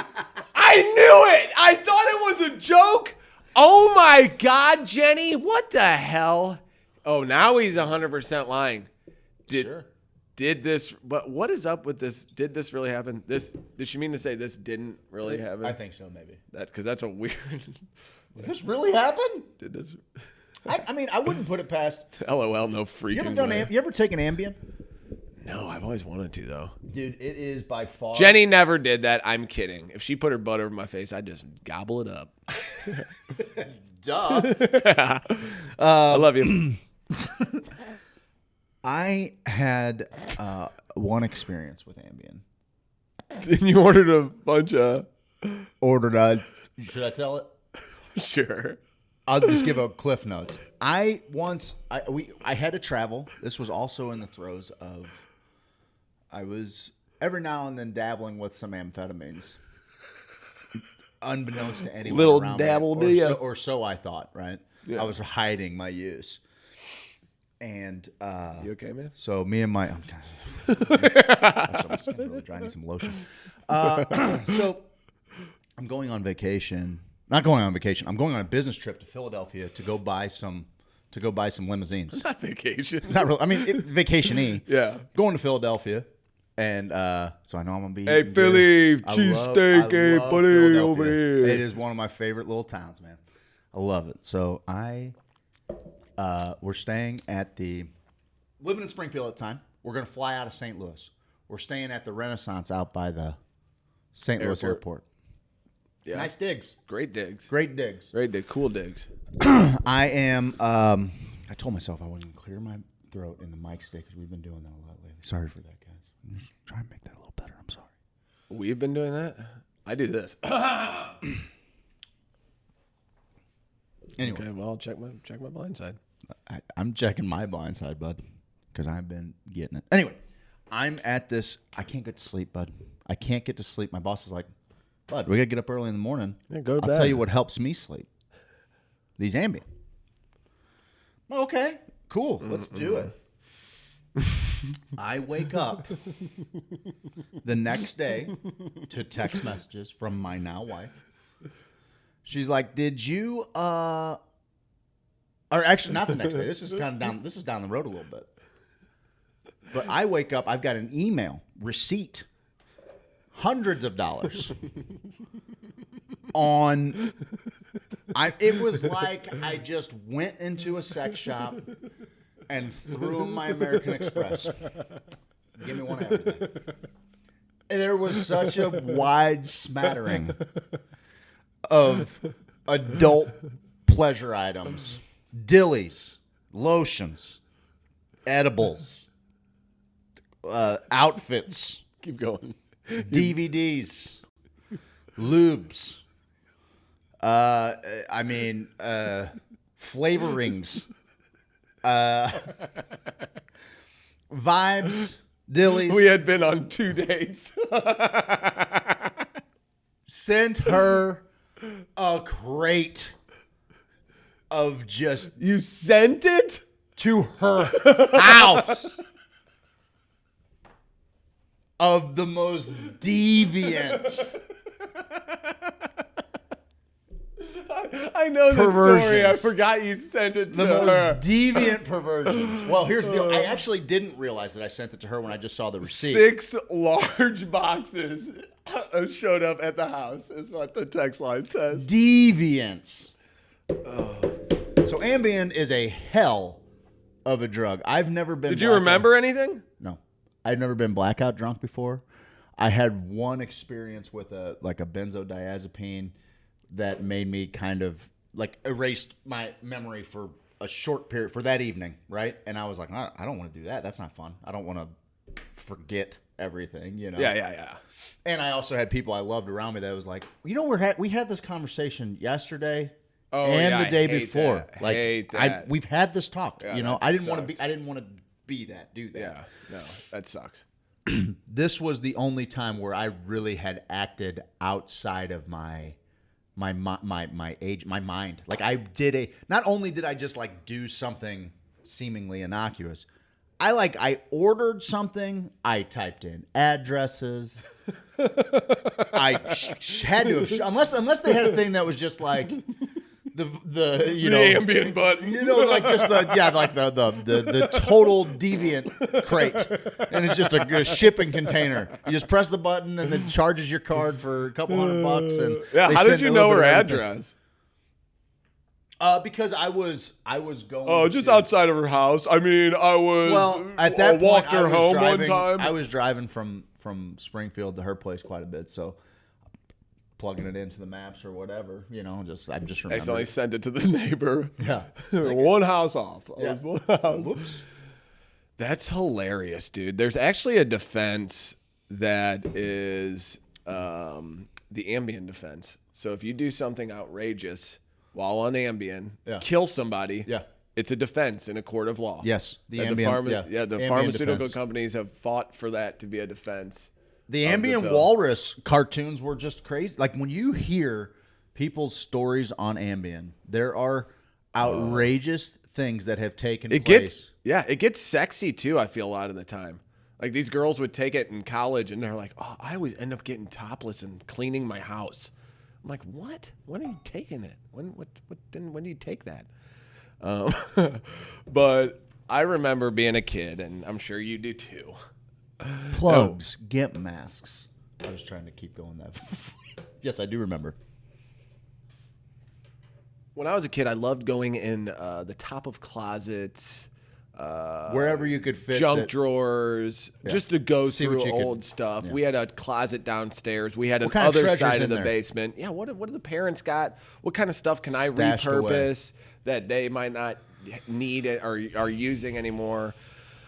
So we were rummaging through the house, me and my stepbrother, and we just so happened we're checking this is probably 7th grade. Our parents have been together for a year or so. It's a different deal. So we're both experiencing new things. We're like, hey man, you want to snoop around the house? Okay.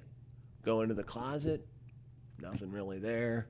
Go into the bedroom. We'll see what's in their closet. Okay, go up in there. Just see whatever they got. I don't even know. Dangerous gambit there. Like, you know what? Dan's like, oh, I think my dad has some like change in his top drawer. Maybe we can gank some. You know, he was that kid. He's like, oh, let's steal my dad's change and stuff. Yeah, Dan. Shame on you. Even though the candy we got with it, I ate up. So yeah, shame on you too.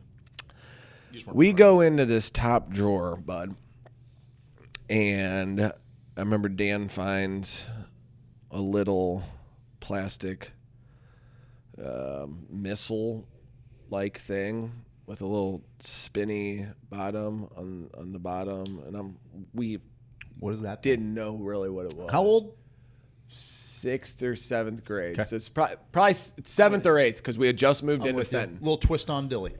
Little dilly that it's just the standard one. It's plastic, and then that thing is curve on the end. No, it's totally straight missile. It's a straight missile. Straight on missile. Okay. And it's only about this big. Okay. It's only about this. It's probably about 4 inches tall. Sure. The bottom is just a little pocket rocket. This, turn it to the right. Yep.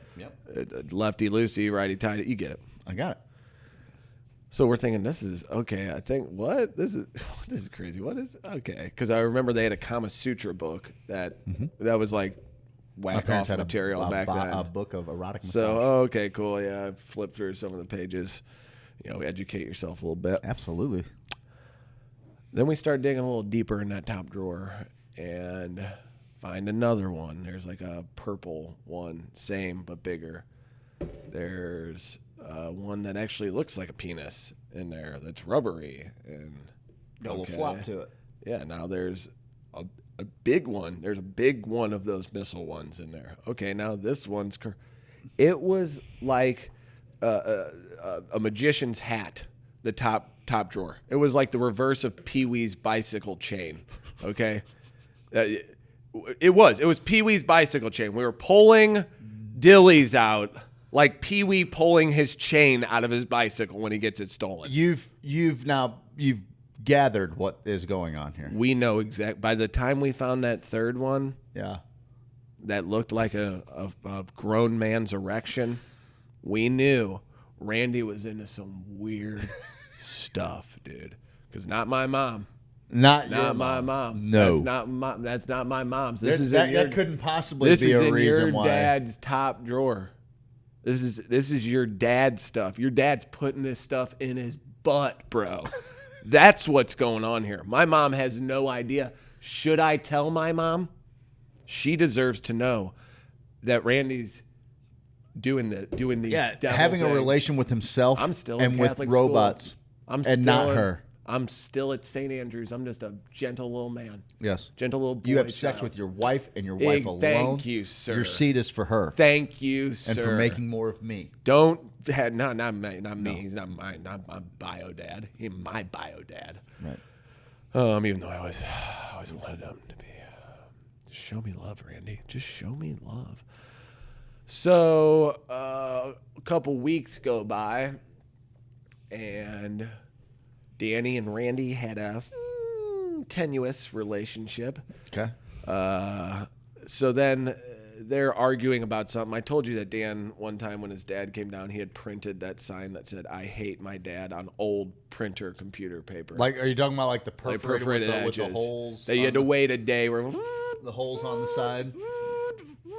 And you could do it banner. How much did he cost you folks in ink? $140.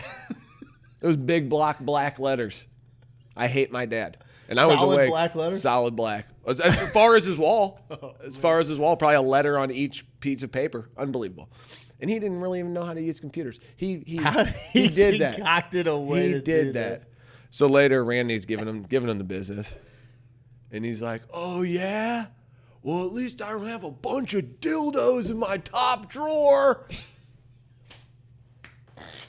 I'm like, "Oh, shoot." So I think, yeah, man, isn't that crazy? Randy, you just got called out, bro. How's the butt? How's your butt now? How's your butt now, bud? And I see my mom immediately go into sweat mode, like, is it hot in here? We got those from a party. We got them from a party. We went to a party where they did stuff like that. They sold them and they gave people some. We went to a party and I'm like, why is my mom sweating so hard? She's got nothing to do with this. Then it all starts playing out in my head. Next thing you know, I'm having weird dreams like the one I discussed yesterday. Oh, yeah, so I remember. Is your native hymn moment of clarity? We got it from a party, and I remember almost going, "Yeah, what kind of party? Yeah, what kind of party?" And you really should bring your own. It's uncouth to use everybody else's toy. Bring something to the party. What? Well, they obviously did. Sure. They brought a hefty bag. You're kind of your deal. They had 6 boxes show up. We do not, when it comes to like I would have believed the ambient my kids story. right now. First off, our kids know that their parents are in love. Oh. I hope that I hope if I teach you anything, it's how well you're capable of loving a woman. I hope that's what I teach. You come in here or whomever you choose. It's my heteronormative nonsense. Again. I can't help it. I can only speak you my just better subjective. love a girl. I can only speak my subjective truth. Adam and Eve, not Adam and Steve. I like loving my woman, man. Listen, my kids go in my room. Except for in Jessica's dream. In that case, I think Missy missed that. Babe, Jessica's having sex dreams about me and other dudes. And I think that it's a little too close to home. That was good. That was good. So, yeah, my kids go in our nightstand. I can't afford your therapy. Yeah, you're going to get that shit when you get out of the house. Ivan or Oliver, I forget, and Jenny can maybe help me out with this one, did come out with like the silver egg thing that's attached to the device that Jen and I have. It's like got a wire, and it's like a little thing, and it, yeah. And Ivan comes out and he's like, "Look at that! It's like a thing." And it's going on the ground like one of those T-Rexes that you kind of follow behind. Like, look at this! This is great. And me and Jenny are like, "Ah! Don't touch that! Don't touch that! You got to clean those things up anyway." What do you think about the new background? I love it. You like it? I love it. We do a show in the morning. It's the morning, and I like to tell people, "It's the morning, Jack." You know what? I want to move to Montana, dude. You know what I'm excited about today? I'm excited about that wrestling promo those boys are going to shoot in here today. Oh, we should have played that. Which one? Theirs. Big V's. Can we? Yeah, I'll grab it. I'll grab it at the break. And we can do it at the desktop. I'll grab it at the break. I'll grab it at the break. Grab it at the break. Grab it at the break. Jenny says he walked out and was like, Mom, look at this. I wanted to die.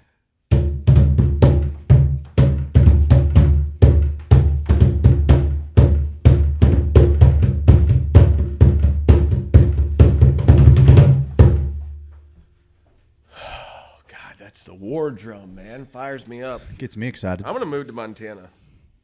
I really understand. Big sky country? I don't know. I was looking up average temps there. I need to research the average temp, but I want to go live off the land somewhere, bud. I'm into it. And this kind of reminds me of Montana. I've known a couple people who have gone to Montana recently.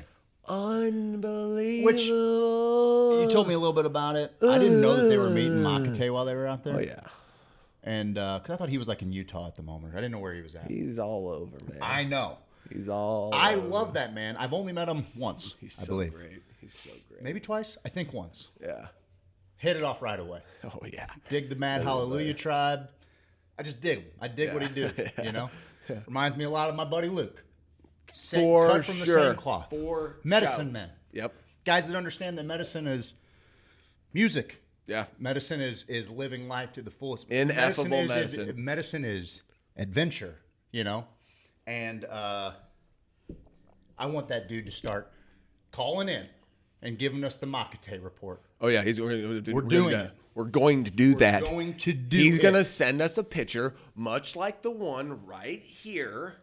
And he took himself, man. Are you? And then we're gonna have him explain a little bit about the picture, what it means to him. He's got a real neat grasp of life. He's kind of had he's been exposed to some of the world's largest wonders. They were talking on Rogan about how if you live near the ocean, you kind of get a sense that you're nothing, you're insignificant. The ocean's so huge and powerful that sometimes you come from it. That's not proven. That's not proven. You come from the ocean. In the ocean? Sperm whales, you fucking clown idiot. Hey, do you have a game? I look at ranches for sale that are over 1,000 acres. It is my porn. No doubt. Yeah, I got a game. I can move over to the game table. You want to move over to the game table? Well, hang on. Let's. How are we looking here? We got time to play this game. We got time to play this game. Yeah. What's the game? The game is Craig's going to play trivia against Alan, the artificial intelligence machine. We're going to try it the first time today. We'll see how it goes. I guess we're going to have to turn desktop audio on because I'm going to be playing. Alan's going to be speaking through the supercomputer we have over here. That's not going to be a problem. Alan is probably, I would say, still the number one artificial intelligence, augmented reality, dream catching, sequencing machine. That's what everyone has been calling it. Yes, and we've had our team constantly working on the algorithm to kind of just get the bugs out. Get the bugs out a little bit. Right? He's computing and calculating at a tremendous level. Go ahead and hit you with the close, Craig. He's computing at a good level. He's got a little glitch. He talks about yeah, we're working on that. He talks about things that maybe are a bit crass, if you will. Yeah, a little crass. Okay, but we're working on that. Outside of that, we got a question for him. He's got an answer for us. And so I do feel pretty good. My wife says, "Ooh, nobody beats Craig in trivia. He knows the most useless shit." So he shouldn't actually say that, but I feel pretty good. I mean, as long as you didn't just totally hang me out to No, you'll be able to get these. These are really simple questions. Okay. You should be able to get these. We're working out some glitches. Okay. Should we keep it want to be close up? What do you want me to do here? Yeah, I think close up's good. Okay. Unless you want to do This is fine. I like you in the church. Okay. We can maybe make you smaller. Should we do that? I can't. Why can't I click on you? Lock the other one, bud. Oh, it's locked. You locked it? I did not. You're good. I'm gonna make you like your. Alrighty then. All right, let's do this thing. It's Craig versus the artificial intelligence machine. Now I'm gonna need you. I'm gonna give you first dibs because Alan obviously has the ability to compute these a little bit faster than the human brain. So Craig, I am going to give you first dibs on answering the question. I'm gonna give you 3 seconds, okay? 3 seconds, and then Alan's gonna go ahead and take over. Are you ready? Yes. Okay. The first question for Craig versus Alan is, how big is the Pacific Ocean? I'm gonna say like 2.8. Alan is ready. Billion gallons. You're going to go in gallons? Okay. Let's hear what Alan has to say. The Pacific Ocean is 63.8 million square miles. That is 22.7 million square miles more than the Atlantic Ocean. That is 1,400,000,000,000,000,000,000,000,000,000,000,000,000,000,000 liters. It would take one average male human 42 trillion years and 17 minutes to fill the Pacific Ocean with jizz. Or if it was Peter North, it would take 11 months. That guy shot ropes, man oh man, me oh my. He was the Jordan of jizz, baby. Would you like to know more? No, moron. Alan, Afonso the First. Oh, Alan. Yeah. Listen. I didn't know what the measurement would be. He went off. He went off. Gallons. I can't. Peter North shoots ropes. And he went liters. He went liters, and he gave you. Don't do the metric system, bud. He gave you liters, and he gave you square miles. Yeah, he won. He gave you square miles. So, round one to Alan. Now we're going to get something a little bit more into Craig's zone. Everybody knows Craig is Portuguese. Yes. Right? He's very proud of that. Let's see if I can go. I'll go to cockpit. Yeah, you can. Sure you can. Craig, you know, he's Portuguese. Everyone knows it. And this question, I came up with the questions. Okay. Alan's just answering them. Craig's just answering them. So, Craig, let's see. Wait, take it back to yourself. There you are. Sure. Gotcha. All right. Second question for Craig versus the AI machine. Let's do this thing. Admittedly, not as good with my Portuguese history as I should. Okay. Well, who was the first king of Portugal? 3, 2. Afonso the First, also called Afonso Henriques, by name Afonso the Conqueror, Portuguese Afonso o Conquistador, the first king of Portugal, 1139-1185, who conquered Santarém and Lisbon from the Muslims, 1147, and secured Portuguese independence from Leon, 1139. Craig, I can't believe you didn't know that. You talk about Portugal all the time, man. Are you even Portuguese? I don't even think you are Portuguese, man. I bet you wouldn't know Portuguese jizz if it blasted you in the back of your uvula. Next question, you fart smeller. You fart smeller? Now he's talking some trash. And he's got a beat on what's happening in my home? That's weird. Wow. Okay, well, this next question is sports related, so you should be really good at this. It's sports, it's Cardinals, it's good. I was close. I had Alphonse. I was at Alphonse. You were close. I was coming out. You were going to say Alfonso Ribeira. Yeah, I was. But it's not him. It's not Carlton. It's not Carlton. Okay, next question. 3 seconds to nail this one. In 2001, the Cardinals had 3 starters get 30-plus starts. Who were those starters? Matt Morris, Daryl Kyle. Next question. Doral Kyle, rest in peace. Matt Morris. And Dustin Hermanson. Craig, I thought you were a Cardinals fan. Wow, this is really embarrassing for you. Fun fact about Dustin Hermanson. He was the only player in Major League Baseball history to ever be ejected from a game for putting jizz on the ball. Those are the unwritten rules of America's game.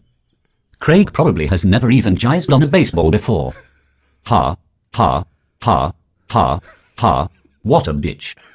Jesus, Alan is out of control. He's a little aggressive today. He's out of control today. First off, I need clarification that Dustin Hermanson was ejected I don't know. putting jize on a ball, for jizing on a ball. I honestly don't know if that's real. I didn't fact check any of these. I'm just going. We're just taking Alan at his word, and he's just taking. Yeah, Alan's got a lot of jizz facts. We know. The Portuguese peacock, the Muslims. More like the Portuguese titmouse. This robot talks a lot of trash. You were close. Alan has so many jizz facts. Guys, go ahead and comment. Alan is a wealth of jizz facts. Go ahead and comment on the feed if you think you know some of the answers. Oh, there he is. Woo! I love these things. Hit him, baby. I got you now. Oh. When I sit and wonder, I take off all my clothes. Steve needs therapy, or we could just continue to giggle at his jizz jokes for years. It's Alan. I don't know what she's talking about. Yeah, and what good is therapy to an artificial intelligence that knows everything? Doesn't make any Maybe there's sense. A lesson to be learned, Steve, in the fact that knowing everything there is to know, the most important thing there is to know, are all the facts about jizz. Thank you. All right. We're not done? 2 questions left. 2 questions. I had no idea. Who was the first woman to ever climb Mount Everest? Okay, he doesn't care. Junko Tabei was the first woman to climb Mount Everest. She is also the first woman to ascend the 7 summits, climbing the highest peak on every continent. Do you know the story of Filmer Dudley of Yorkshire? In 1893, he was the first Brit to scale Mount Jizz. Mount Jizz is the 8th highest peak in the world. It's hot and it's slippery and it's sticky.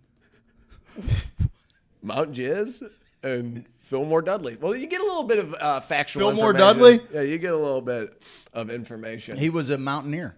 One last question, Okay. Greg. I'm getting smoked here. Yeah, it's 4-0. And he's spiking the jizz facts in my face. He's spiking the... I've never wanted to fight a robot, besides like the algorithm at Facebook, which is ultimately garbage. But this is a robot that I wouldn't mind having a little, some fisticuffs with. You would fight a robot? I will fight a robot. Okay. It's going to be our only chance. We're going to have to start a robot fighting academy. You don't stand a chance. It's going to be our only chance. That's cool. We need a robot fighting academy because somebody's got to keep a good idea. Fucking machine in check, That's bud. a really good Not idea. a bad play. Okay. Last question. Got it. What is the frothy, hot, protein-filled liquid that comes out of a wiener? Ejaculate? The no, I'm melting. What a world. So it was jizz. Okay. Jizz was the last one. Jizz is the I should have beat him at his own game. It overloaded him. I should have beat him at his own game. Oh my God, a question in my wheelhouse. So that was that. That was that. Well, that was fun. I had fun. Did you have fun, Steve? I had a lot of fun. I had a great deal of fun. I had a blast. Well, cool. Here's what I'm thinking, Jack. Tell me what you're thinking, I Jack. think right now, after Alan taught us about all of the jizz and then seemingly overloaded, it appears that the computer tower over there is smoking. Junko Tabei. Huh? Junko Tabei. Junko Tabei? Yeah, 7 summits. First woman to do all 7. I thought you talked Thai. Oh, I talk Thai real well. Okay. Junko Tabei. I love Where's that she from? name. Japan. Of course. 7 summits. Of course. All the 7 summits. A coworker of mine climbed Mount Fuji, and her now husband proposed to her on the mount, on the top. Oh my God! Really cool, really cool stuff. They're above the clouds, pretty neat. You're like, yeah, I love you, and then on your walk down. Thanks for looking at me. Thanks for making me look like a total asshole. And then you're walking on your way down, and you're like, oh my God, this ring is so beautiful. I misstep, and she's just off the side of the mountain, gone. And So you're apparently, like, my ring. Apparently, it's it's an immense mountain, and there are like lodges on the way up Yeah. There's like 5 and or 6 riddles you different have to answer. lodges. Yeah, you have to bring them shrubberies. That's weird. But like there's like gift shops, there's restaurants, and there's like a lodge to stay at these different points going up. Okay. They decide they want to do it like in a day, right, or whatever. So they're knocking this thing out. They're not stopping for anything. They're gonna get to the top. You get to the top. Yeah. They figure they'll get one of these places on the way down. One of these little lodges or something. They don't have to do it. They don't have to do that in a day. Just get to. I think they stay at the top that night. Wake up the next morning. Decide to descend. There are no stops on the way down. Why? There are no stops on the way down. I don't know why. They figured there would be. It's not the same. It's not the same way down as it is up. Why? Because you have traffic. You have on a mountain? Traffic, bud. Mountain traffic? That's how traffic works, bud. On a mountain? Yeah. That's on weird. a mountain like that? That's stupid. On a mountain like that? Where I'd people do are it moving? like free solo. I'd be like, ooh, I just climb right up that thing. I'm still just so... What's that guy's name? Hans Zimmer? It's something like that. He's a great composer. I know, it's something like that. Oh... Free solo. Don't do it. I'm gonna get this. It'll come to us. Han. It's not Han. He's a Han Solo. Alex Honnold. Guys, Han. with that, I knew it was Han. If you haven't seen Free Solo, stop fucking a boot. My hands have never been so watery during a movie, dude. I know. Ever, dude. Ever. It was the most wild shite. It was the most wild shit. My next personal goal is a small, medium mountain. Okay, let's do it. Let's do it. I'm in it. I'm in it to win it. Man, I've climbed some pretty small mountains in comparison with the largest ones in the world, and I can't comprehend how anyone can scale some of those peaks. Well, believe it, buddy. It happens all the time. We're not here to believe in yourself, Dennison. Dennison, did you even hear the morning motivation, pal? Did he? Come on, man. Hit him with it. Hit him with it right now. Hit him with it, because you can climb. Are you ready for your morning motivation? You can do anything. I like that you do all of these things, like to let everybody know, but that's for me. You're getting pumped. Yeah. You're getting pumped. Doy. Fair enough. Doy. Tom Sauk is teeny tiny. It's the highest point in Missouri, but it's fun. It's fun. Was the waterfall running when you went? Don't. I'm asking you a question. Yeah, it was. Was it? Yeah. It was good. Great. Guys, these are our sponsors. One of them's Dennison Collard with Native Hemp Extract. There he is. You know what it does? It gives us our Native Hemp Extract's moment of clarity.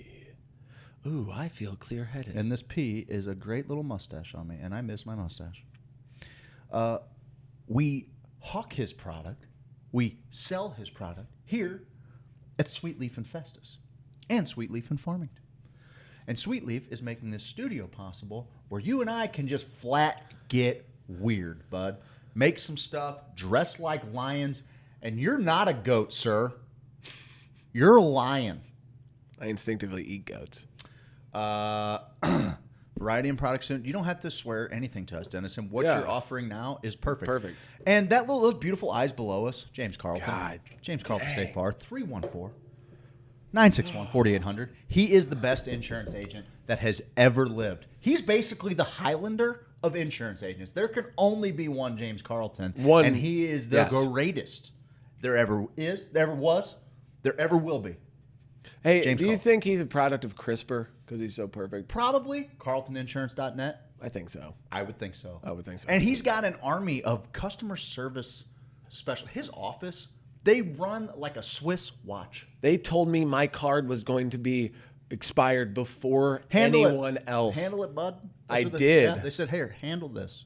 Yeah, they didn't even say it like that. They didn't say it like they you. were They very said, condescending. "Hey." They said, "Hey, Steve, Hey, try and get bud." your shit together. We're doing everything else to hold your life together and make sure that it's insured and valued. Keep the card up to date, bud." That's how it went. So I was like, James, I'm sick and tired of you tired of telling you me how to talking live to my me. life. I'm tired of you talking. Well, it's weird. to me. James will just call me at like 11. I know. And he'll be like, hey, Hey, man, what are you doing? what's going on? You up? You up, man? I am now, James. I am. Yes, James. He's like, do you ever think like about the rates of insurance and how, sometimes they get high and then, like sometimes they go lower and, like, doesn't the insurance rates, don't they blow your mind, man? And you're like, yes, James. The insurance is wild, man. Insurance is wild stuff. It's your passion. You love it, bud. Yeah. Let me get some sleep. Well, yeah, I'm just thinking about insurance, And I'm like, that's the guy I want. That's the guy I want right there. He's thinking about it for me. For sure. And now, granted, he doesn't He also sleep took me to my often. first Blues game. He doesn't sleep often. Quit rubbing that in my face. He doesn't It was a sleep home often. opener. So he's... You went to the Stanley Cup and dipped out on our party. I'm rubbing it in your face all I He's want. hallucinating a lot. Yeah. He doesn't get a lot of barely sleep. lucid, but his team around him is really so keeping good. him in line. They kind of point him in the right direction.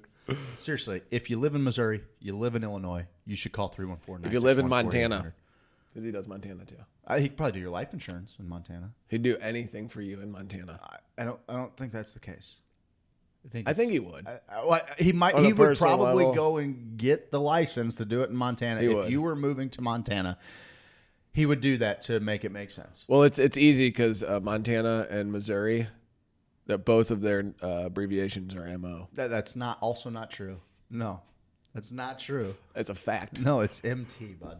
Well, I found out that I'm Mississippi, Michigan, Missouri. I'm savant level with my state abbreviations. It doesn't because take a savant. We were doing the state game at the Spanish Society for Aubrey's deal, and what I did was I took bingo balls, because we were using bingo balls, and I was marking them with all of the states, and we were going down the line. And I'll have you know, sir, 50 for 50. What's Alabama? AL. Okay. You want to do this? Because we can do it for the AK, bud. It's not. It doesn't. My fourth grader knows. Oh, this, can he? And I don't even have one. Can he? Put your fourth grader on the phone. We're doing state abbreviations. He's at school right now. Then we'll do some capitals if you want. You know all the capitals? I think so. No, you don't. Throw some. Vermont. Montpelier. Yeah, I love that one. I just love Montpelier. It's a great little word. Maine. Portland. Maine. Augusta. Yeah. Georgia. Atlanta. Yeah, I used to get that mixed up. Yeah. Because there's an Augusta there too. Tennessee. Chattanooga. Is it? Yeah. Tallahassee's Florida. I don't know what we're doing. Let's go to break. California. Sacramento. Washington. I thought it was Olympia, but I feel like that's like one of those. I think it's Olympia. Well, here's the thing. I thought so too, but then I think that's one of those fucking really things. The Fibonacci spiral. No. The Mandela effect. I was throwing that Guys, out. these are our sponsors. James Carlton. Yeah, Native it's their Hemp, Sweet sponsors. Leaf, Yes, commercial. yes, See you on the other side. yes. We'll This laugh. is what we do. We We love you. Download Jokes, Periscope jokey so you jokes. can close it and the audio plays in the background. We care about you. We care about you. We care about your productivity. You can't sit here and just watch us all day. Yeah, you can. You can if you want. You can. Put it on in the background. Listen to us. We have fun. Lots of fun. Ha ha ha ha. Listen to how much fun we're having. Laugh. Ha ha ha ha ha. Oh.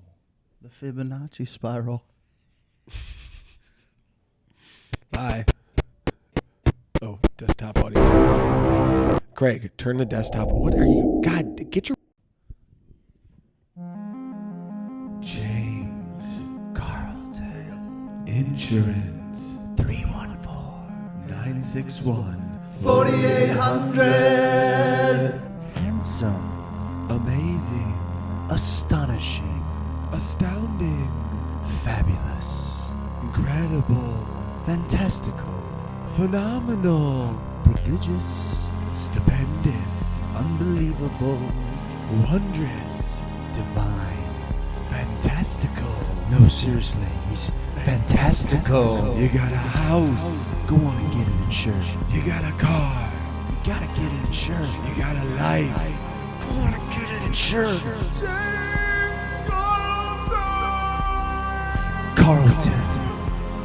CarltonInsurance.net.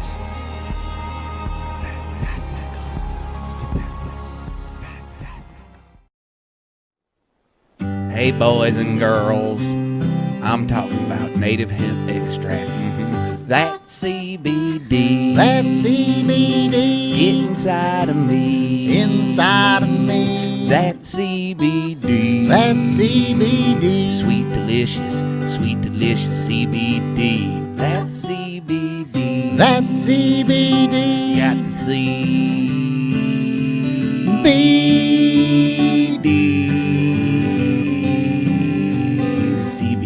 native hemp. That CBD. That CBD. You can get it from me. I can. That CBD. That CBD. Inside of me. Inside of me. That CBD. That CBD. Inside of me. Inside of me. Inside of me. Inside of me. Inside of me. Inside of me. No. Inside of me. Inside of me.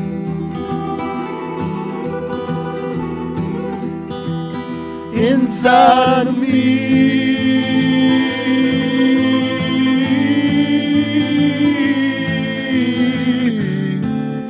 Native hemp extract.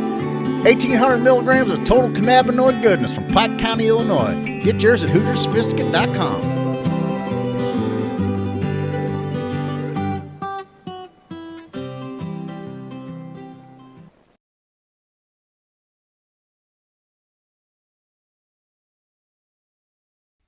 I'm an outlaw, check it and see. Wanted poster looking like me. Checking the swamp man for a pretty girl. Being an outlaw in an outlaw world. Hey, I'm an outlaw, check it and see. Wanted poster looking like me. Walking my hound dog, surfing that swamp. Catching crow that do the sweetly stomp. Everybody do the sweetly stomp. It's a stomp. It's a wiggle, turn around, a little tickle. It's a stomp, move your feet, head on down to Sweet Leaf. Head on down to Sweet Leaf. Head on down to Sweet Leaf. Dude, man, get on down to Sweet Leaf Emporium and do that Sweet Leaf stomp, man.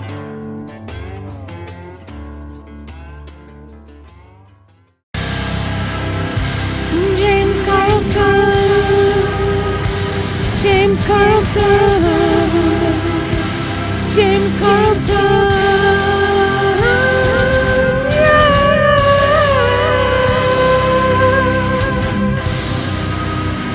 You gotta get your insurance. Gotta get that State Farm insurance. You think you found the best insurance agent in the game? Well, I got news for you. I did, and it's James Carlton. State Farm. CarltonInsurance.net. 961-4800. We're back.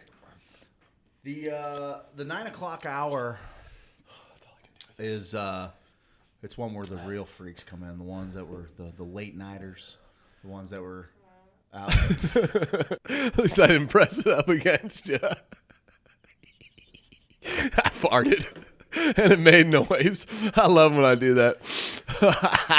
I hope the extra fart mic picked that one up. You know, on this day, Steve, in 1949,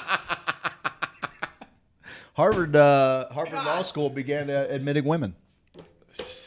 Gross. Thanks a lot, Harvard. Good job. Good job. Jesus, criminally. Getting a whole nother perspective on it. Oh, these are humans with voices too. Ew, sure, gross. let's let them interpret the law. What if they have their periods? You know? while they're doing it. Yeah, they will never be able to argue successfully in front of a court with a clear mind. If that was Craig, you're about to die. I hope you actually Nope, it was heard me. that. Mine don't stink. Mine don't stink. Thank you to everyone here. Go ahead and share this, and I don't know. We'll give you something one day. I just hope that you're... No, share it. Oh, share it. Okay, yeah. But I want you to, watch on Periscope, which we Yeah. learned today. Because I've been using Periscope app. via Twitter. Periscope app. And that will not work the same way when you close it in the background. app. So I wanted to talk about magic, and that Harirama, our comeback, always kind of brings me back home. I can listen to Heinchi Hare Krishna by Krishna Das. I keep thinking I'm going to get sick of it. He says the same thing over and over again, and I keep thinking, oh, bud, I'm going to get sick of this song.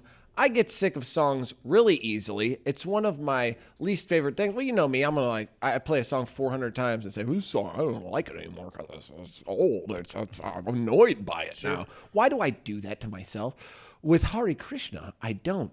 And I'm learning that Hare Krishna is calling the divine feminine source of God, and then it's calling all that is beautiful, and there's a whole substance to this mantra that you're trying to, I don't know enough about it, but what it seems like to me is the Hamilton Souther thing has me messed up. my sister would love to go down this rabbit hole with you. I would love to. She's a Kundalini yogi, Even if you don't believe in it, like we were saying yesterday, it really doesn't matter because that's what's happening anyway. If you sit there with intention and, you can feel people's vibrations. When there's a tense situation in a room, when someone is happy, when you feel joy, you get that as a human. You get it. Yes, you get it. So that is the base of I'm sure that probably covers it in the holographic universe, where you're talking about how it mends the magic to the quantum physics, to us just being little vibrational balls that are mostly empty. And we're just perceiving that everything is hard and solid and in a solid state of matter. It's not. Everything's moving. We're coursing through the universe at an unbelievable clip right now. But when you're calling this energy in, and we tried to do a little thing for Aubrey last night, I'm ready to throw the kitchen sink at everything I can. Let's do it. Let's do everything we can. I don't know what else to do. Let's just do that. Let's do that. Let's do that thing. So we listened to Hare Krishna together, and in my own head, this is what I was going through, was I am trying to create an energy ball of light, right? And I'm not necessarily, I'm giving all the power I can. I'm trying to imagine my power, my vibrational energy, and I'm building this kind of light igloo around myself. And I'm also asking, pleading with the universe to help me with this light. Help me with it. Any spirit that hears my call, help me with it right now. I need all hands on deck. I know I haven't done much work, but if you got it in your heart of hearts to come help me with this, I'm here for it. The people on our page are here for it. We're coming together to do this. So then blasting that in Aubrey's direction and almost imagining washing the insides of her body. Just as weird as that sounds, it came to me in this space of, because when you've been to the psychedelic space and you listen to mantra music, medicine music, you can sit yourself down, you can slow down, you can concentrate on breathing, and for moments, I'll go. I'll be gone. I'm gone. And then I come back to it and I'm like, whoa, that was kind of weird. How, okay, so I'm not really over control of it, but it's more control than if you're on a psychedelic and you can't. Is that somebody? Hello? So when I'm trying to, I think the door is locked.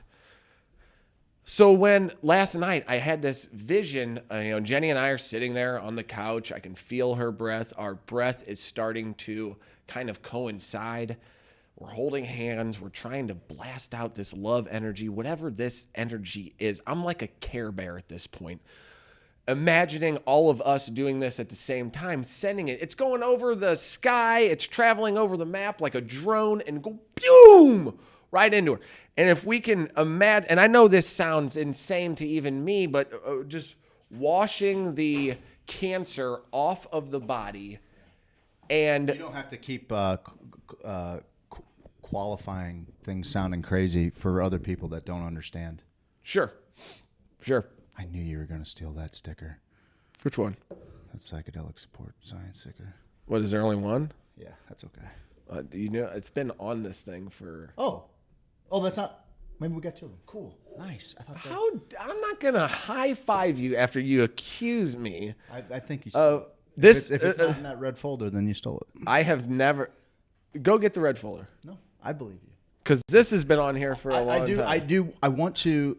Dare him. Let me pump you back up. How dare him?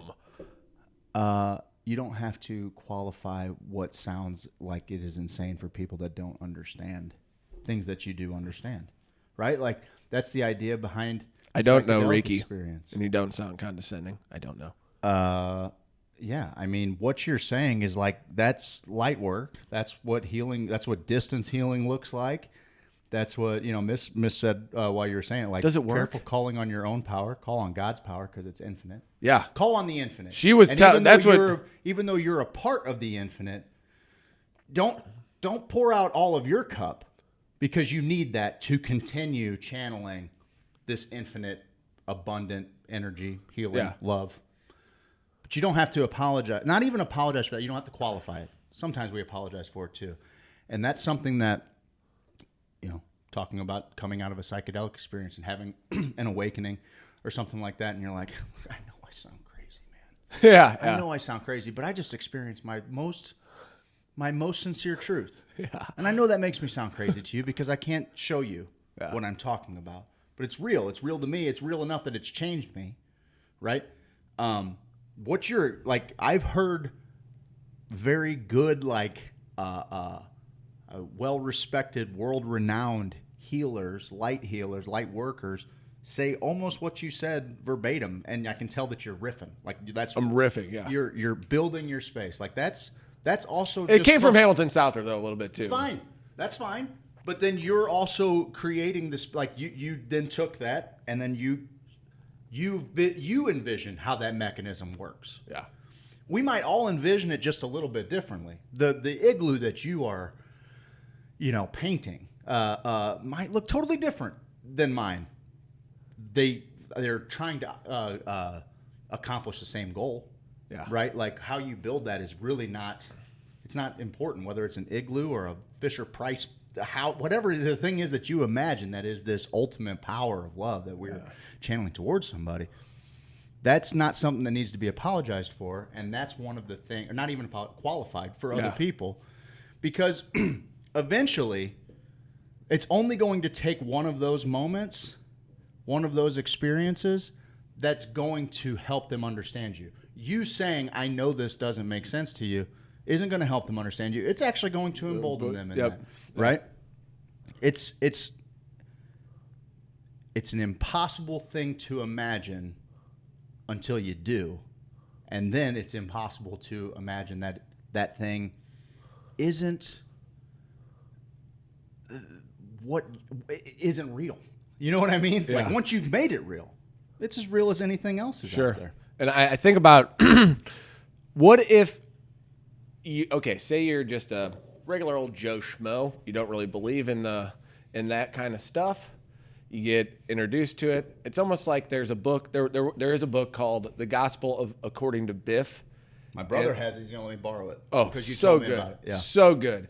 And it goes through where Jesus, it's his lost years, and it's him as a teenager trying to figure it out. And he goes and visits like three wise men. The three wise men were like a Buddhist monk, Hindu person, a Hindu priest or something, and then Swami, and then like a shaman. So he has to go to get to know the wise men. Tribal healers, wise men. So cool. That makes so much more sense. So I wonder if there are light workers out there who are built for it. It's like when you see a kid. Oh no, there's 6'4", 100%.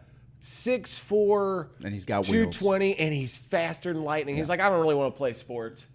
It's like, Bud. Yeah, no, Bud, you could play all the sports, you buddy. You could provide a life for everyone around. Yes, you. I Could mean, make all the change in the world. It's like, well, I'm not really that into it or whatever. Sure. Okay, well, I'm not sure if you owe it to the world. I think you owe it to yourself to get out of some of your comfort zones, and it's definitely out of a comfort zone for me to, because I was so, I guess, burned by Catholicism because I was so bought in, and then I went exactly the opposite direction. Like, it's all bullshit. Every religion, Bill Maher's got it figured out. All religion is stupid. Yeah. And then after a couple of years of that, where like sadness was increasing in my life for, I don't know what and maybe reason. it wasn't religion. No, maybe at that it wasn't. Point, you hadn't separated religion from spirituality either. No. It's all it was one the big same thing. deal to Right. me. So then I started to learn, oh, wait, you can still like believe and have some of the good things, you know, like the good things that religion brings. Take that. That's cool, man. You can leave out all that other stuff and kind of, you're an adult. Right. To believe what you want to believe, bud. No one's telling you now. I always think if like there's someone out there, maybe we inspire them and they imagine themselves in a thatch hut of light and glory.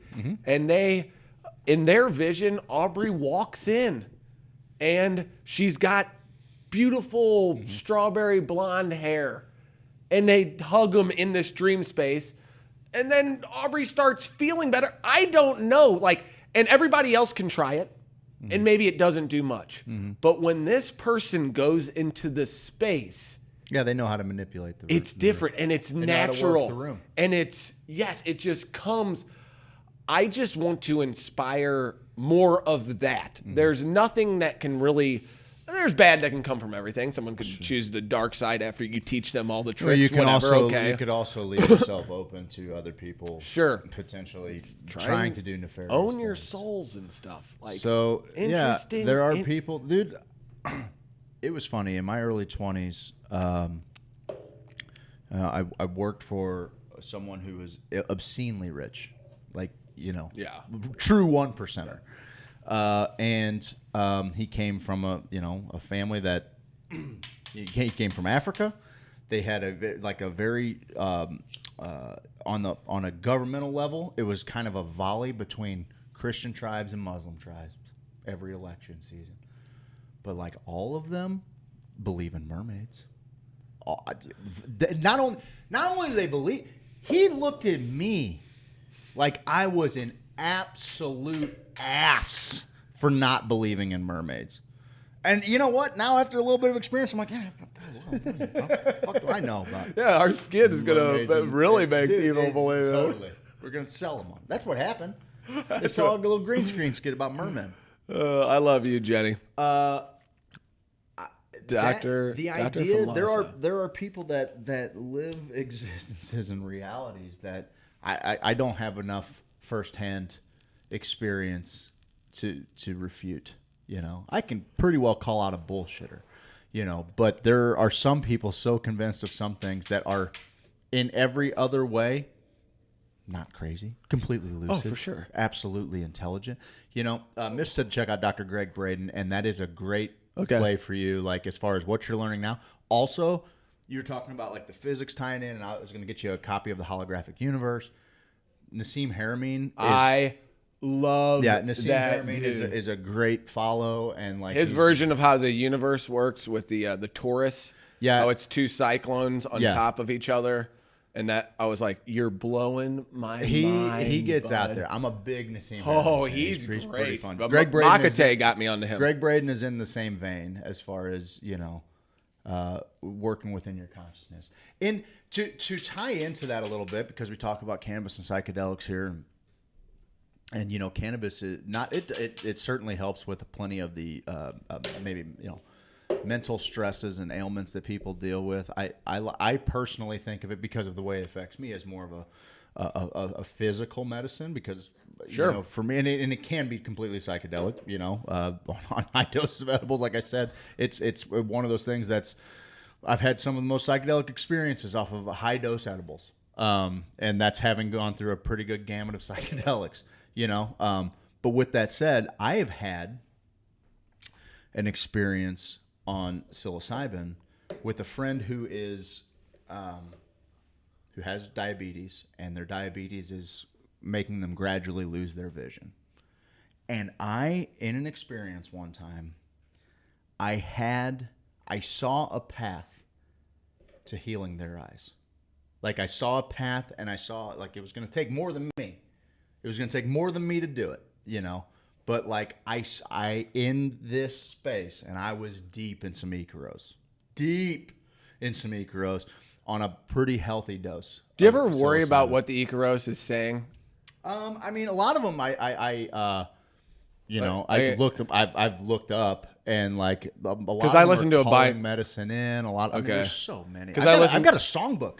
I've got an Icaros songbook. It's got like 1,000 of them, and it's got the Spanish version and the English version. Because I listened to binaural beats for a while, and then for every morning I was like, dude, I love this. And then I listened to one, and the morning I woke up and I was like, my name is Steve. I can't get the words out of my head. Yeah. So I was like, oh man, I wonder if some people are messing around with Icaros because they say every song is.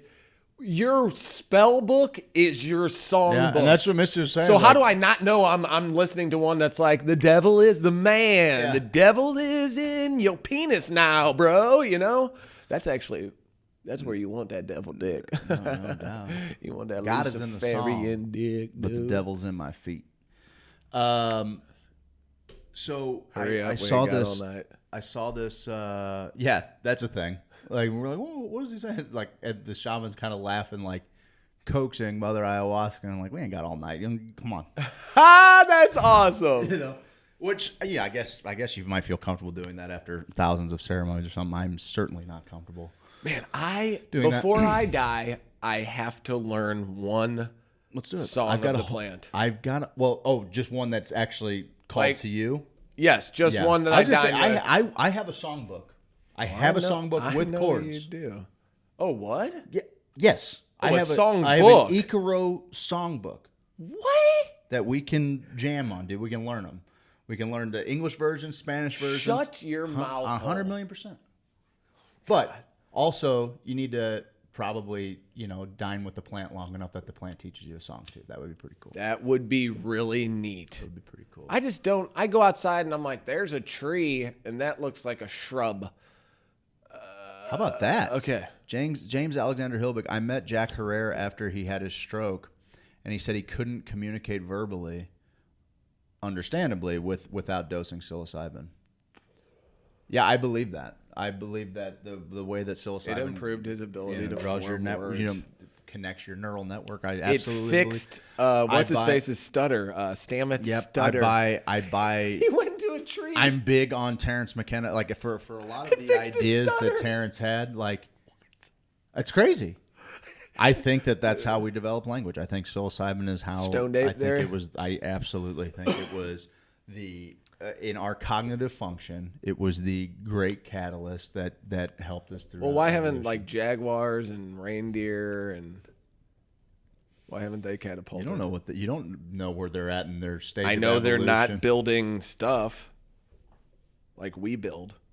Well, they don't have the same kind of brain as a primate. Is that what the difference is? Maybe. It could be. Yeah, I don't know. Maybe. Could be. I'm just saying that I like that also, theory. they also live like there's something to also be said about how, they live. Most things in nature live their perfect existence. Like they don't toil over the emotional. They get up, they hunt, they live for the hunt, and every now and then, they chew on some bark and realize that they're a part of this cosmic goo too. I like the idea of spores, some sort of asteroid with spores that had the mushrooms, that it's all part of the same gambit that the animals eat different mushrooms, and then we're kind of an alien hybrid. Psilocybin is alien as it gets, man. Because mushrooms are so weird. The biggest organism on Earth is the mushroom. Yeah. It covers the complete Pacific Northwest, pretty much. Yeah, it's one giant mycelial network. Yeah, mycelial medium. Crows, birds use tools. They use sticks. That's true. Oh, I've seen. I watched a crows really drop cool them on crow the documentary. road. Drop them on the road. They would take Crows are nuts, great. drop them on the road, wait till the lights Crow. changed. Jon Snow, you crow. I love the wildlings. God. Yeah. Yeah. Is that who you'd roll with? Oh my. It's colder than a witch's titty up there. I'd be wearing skins, man. That's what they do. I'd be wearing all sorts of skins and just my little. I tip of think my actually, pecker out. so they'd be just like barely. So they'd be like, "Is that? Oh, you're not gonna what? get any ginger minge with that thing." Ginger minge. I said that the other day in the house, and Oliver goes, "Did you just say ginger minge?" Like he just thought it was a funny name. He didn't understand. I was like, "No, I said ginger minge." Shit, I had nothing. I saw this in this journey, and this was a group of people that I journeyed with a few times before. Jon Snow, you little crow. Jon Snow. Fantastical. I saw this thing where in my vision, like I could see these electronic signals in her nervous system and like connecting to her eyes, right? Yeah. And there was one spot. Your eyes are your brain. Yeah, there was one spot in that connection that just it wasn't firing on both sides. I could see it. I could see it bigger than anything. What? Like I could see, instead of seeing her, I saw the electrical circuit that was like her nervous system / brain. Damn. And I could see where her eyes were losing function. And in that moment, I could not explain to everyone. I was dumping everything I had into like those spots. Clearly, if I can light it up, maybe I can shock it or something, you know? But like when we got out of this, didn't do anything. I didn't do anything. She opens her eyes and you're this close to the side of her face. Like, hey, can you give me some personal room, Craig? No, I see how your head works. Okay, bud. Yeah. Okay, bud. Appreciate it. I'd love to give you some space, but I'm working here. You want to see or not? She said we could clearly understand you. She was there. Missy was there. But anyway, I could see it. And I felt like if it was something that we actively worked towards. In that moment, Craig. Who knows? Craig was not thinking. Like something was telling me, no, you dumb dick. You can see it. Fix it. You can fix it. Just fix it. Just fix it while you're in there, you know? And I was trying to put that out there to our friends. And like, honestly, like, I still think that we can do it. I still, I don't know if it slowed. I don't know. I don't know. I don't know where she's at with that. But like, why is it that, what is it that tells me that I can do that? You know, is it just hope? Is it trust in myself? Is it what is it? Because it doesn't feel like this Craig. Faith? Yeah, it doesn't feel like this Craig's faith. It doesn't feel like this Craig's belief. It feels like cosmic, my true my true self's belief, my eternal self's belief and knowing. It doesn't feel like me, this ego. It doesn't feel like my ego accepting this magic, because that's all that's not accepting it, right? It's not. It's ego. I guess. Yeah. It's what I think the world is. Yeah. It's what my perspective of the world is that is telling me that that's not possible. But my true self.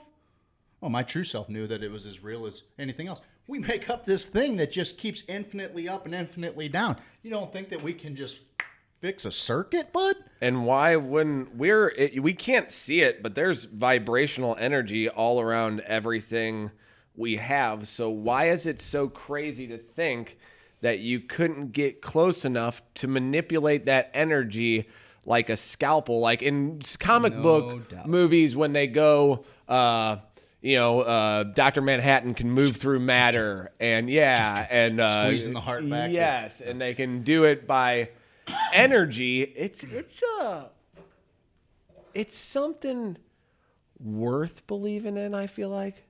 It feels kind of good to believe in it. And you can get scorned, I guess, when religion doesn't work for you.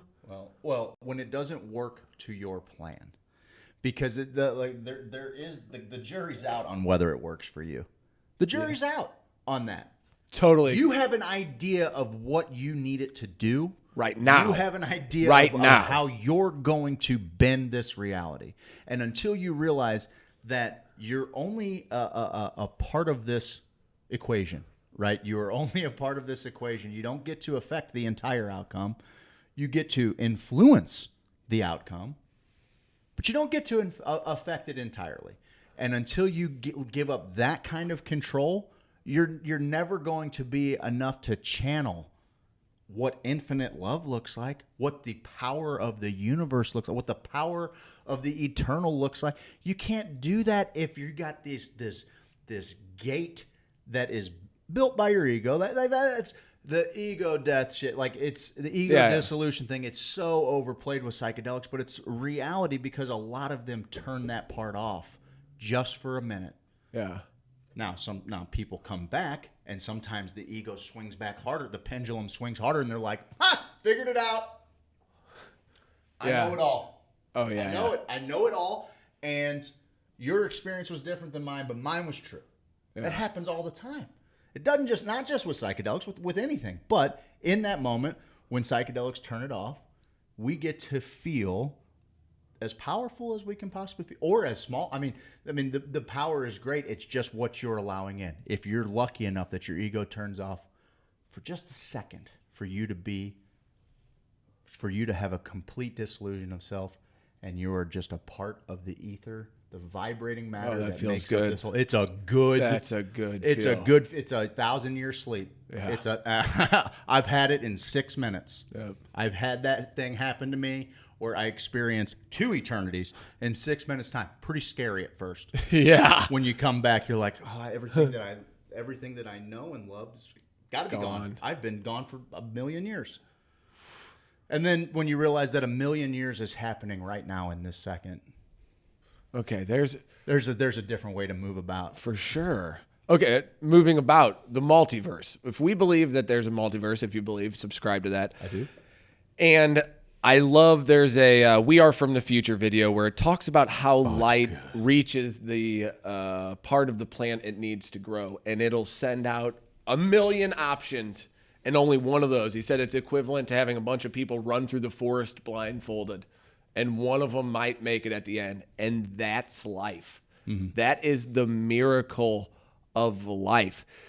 When you take all of like this, when you go into the space and you have this branching off from your synapses and you start to feel everything, the magic that you even exist in this moment is enough to say, oh yeah, I can believe in that.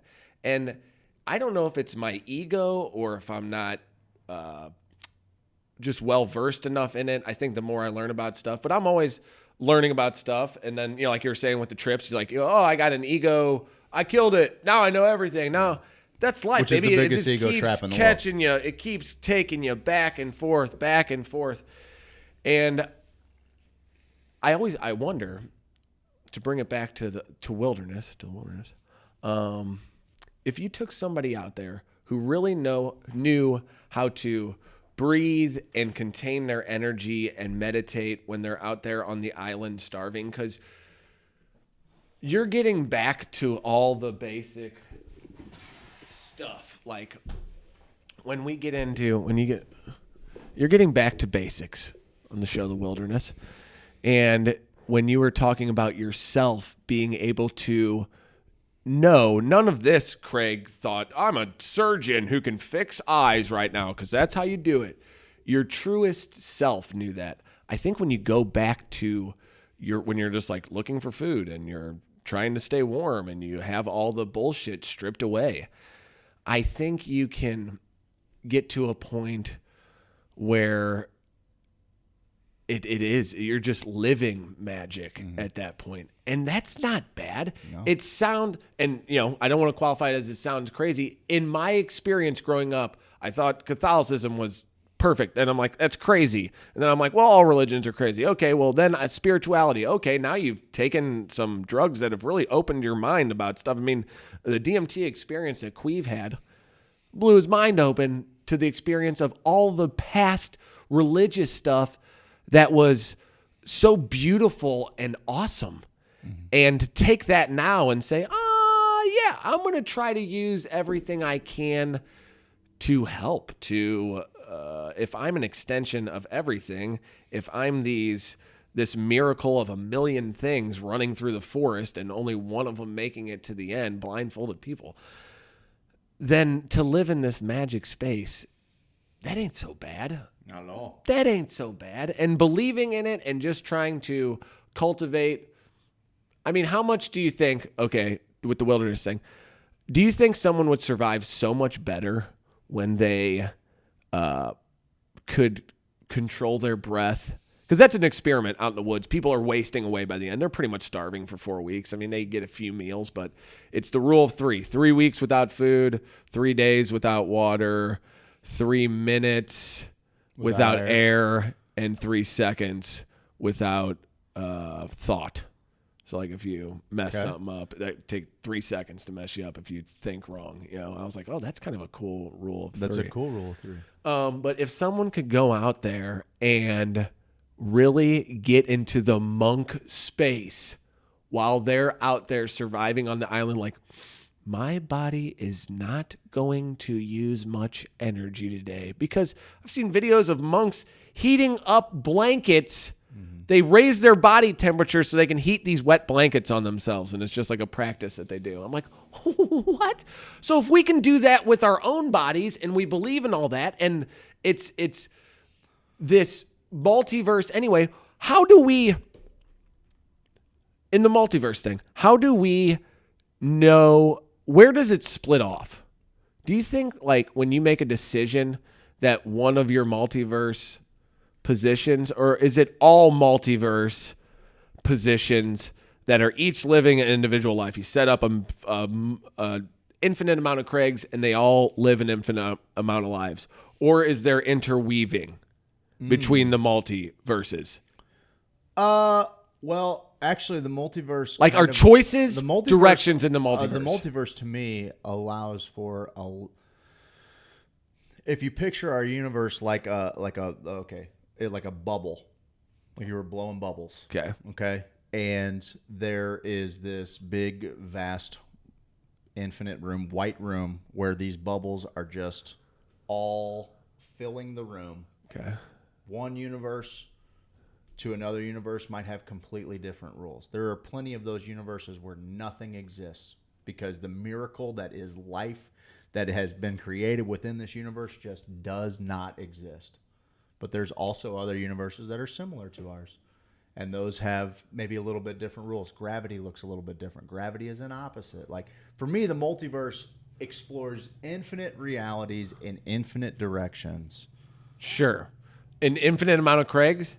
Well, I mean, maybe. I don't see that way. I mean, maybe. Okay. I think that there is a spiritual reality that probably has, an infinite amount of outcomes.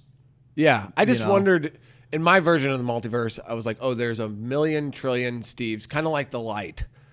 There's an infinite amount of versions of everybody, and there's all these random, almost like AI algorithms. Well, then they would have to cross over at some points, right? Like, would they? I would think so. Oh, maybe or not. are they just lined up next to each other? Yeah, they could run parallel, I guess. And is that the space? I remember you talking about how music was this ribbon.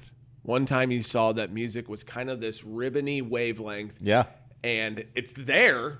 It's there. It's always been It's there. And sometimes you just every note strikes a chord. Oh, there's the vibration. I want that vibration. Come to me. Now the vibration kind of goes into you. And if you're kind of worthy for it, maybe you get inspired by one just shoots into you, like your Keith Richards. Like your Keith Richards, and you're dreaming and satisfaction Can't get no satisfaction. Came to him in a dream. So did Yesterday, Paul McCartney. Really? Yeah. Give me a break. He wrote it in minutes. That's what that Eric Clapton song where he wrote about "You Look Wonderful Tonight." Yeah. His wife is getting ready. Getting ready. I think that's the case often, man. Oh yeah, I think once you feel it, once it comes in, that's actually what kind of solidifies that thing for me a little bit, right? Is that some of the most beautiful things are so simple. That's the psychedelic. You get in there and you're like, you fall in love with the small, like, things that you've taken for granted again. And I want to clarify, I wasn't speaking down on the ego. Like, that is a weird thing where, like, people are like, oh, being egomaniacal or egocentric is often viewed as a bad thing. But I mean, leaders are egocentric a lot of times, right? Like, ego protects us, ego drives us, ego is responsible for a lot of things. What I was getting at is you can learn to reacclimate your ego once you've ever had it completely fall away. And when I say had an ego dissolution, it's not about what it is it's about losing a complete sense of self. We've talked about how certain things people bring up, well, I've done psilocybin, or I've done LSD, or I've done ayahuasca. A lot of times those different medicines will allow you to maintain agency. Ayahuasca, not as much. But still, for me, it's been gentler. In my experience, plenty of people have extremely hard experiences on it that are closer to what my DMT experience would be like. Because it is DMT, it's metabolized a little differently. Yeah. But I'm losing a little bit here. But the idea is that the LSD and psilocybin, and sometimes ayahuasca, they still give you a sense of agency that vaping or smoking DMT or doing a K-hole dose of ketamine don't offer you. And when you have that, when you're actually kind of separate from your physical body, you've gone to like this flat spin space of, I don't know where I start and where I end. Yeah. I don't know, I don't know. And that's where ego that is. dissolution. That's what I'm getting at. That when I'm saying ego dissolution, that's what I'm talking about. You're part of the greater good. I'm talking about that moment. I think that's a good leader too. Where you're existing in everything. It doesn't mean that you lose your ego forever. It means you have the capacity to understand what it is that might lie for you beyond this body and these thoughts. You understand what it's like to be in this cosmic goo of that makes up reality, both waking and seeing reality, and also the reality that's happening behind the scenes. That right there is why I think psychedelic therapy is one of the most important things that we can do for the overall mental health. Miss asked a question, I think it was Miss asked, if you won the lottery and you could forego paying the 50% tax by donating that 50% to any one charity. MAPS. For me, it would be MAPS. Yeah. And that doesn't mean that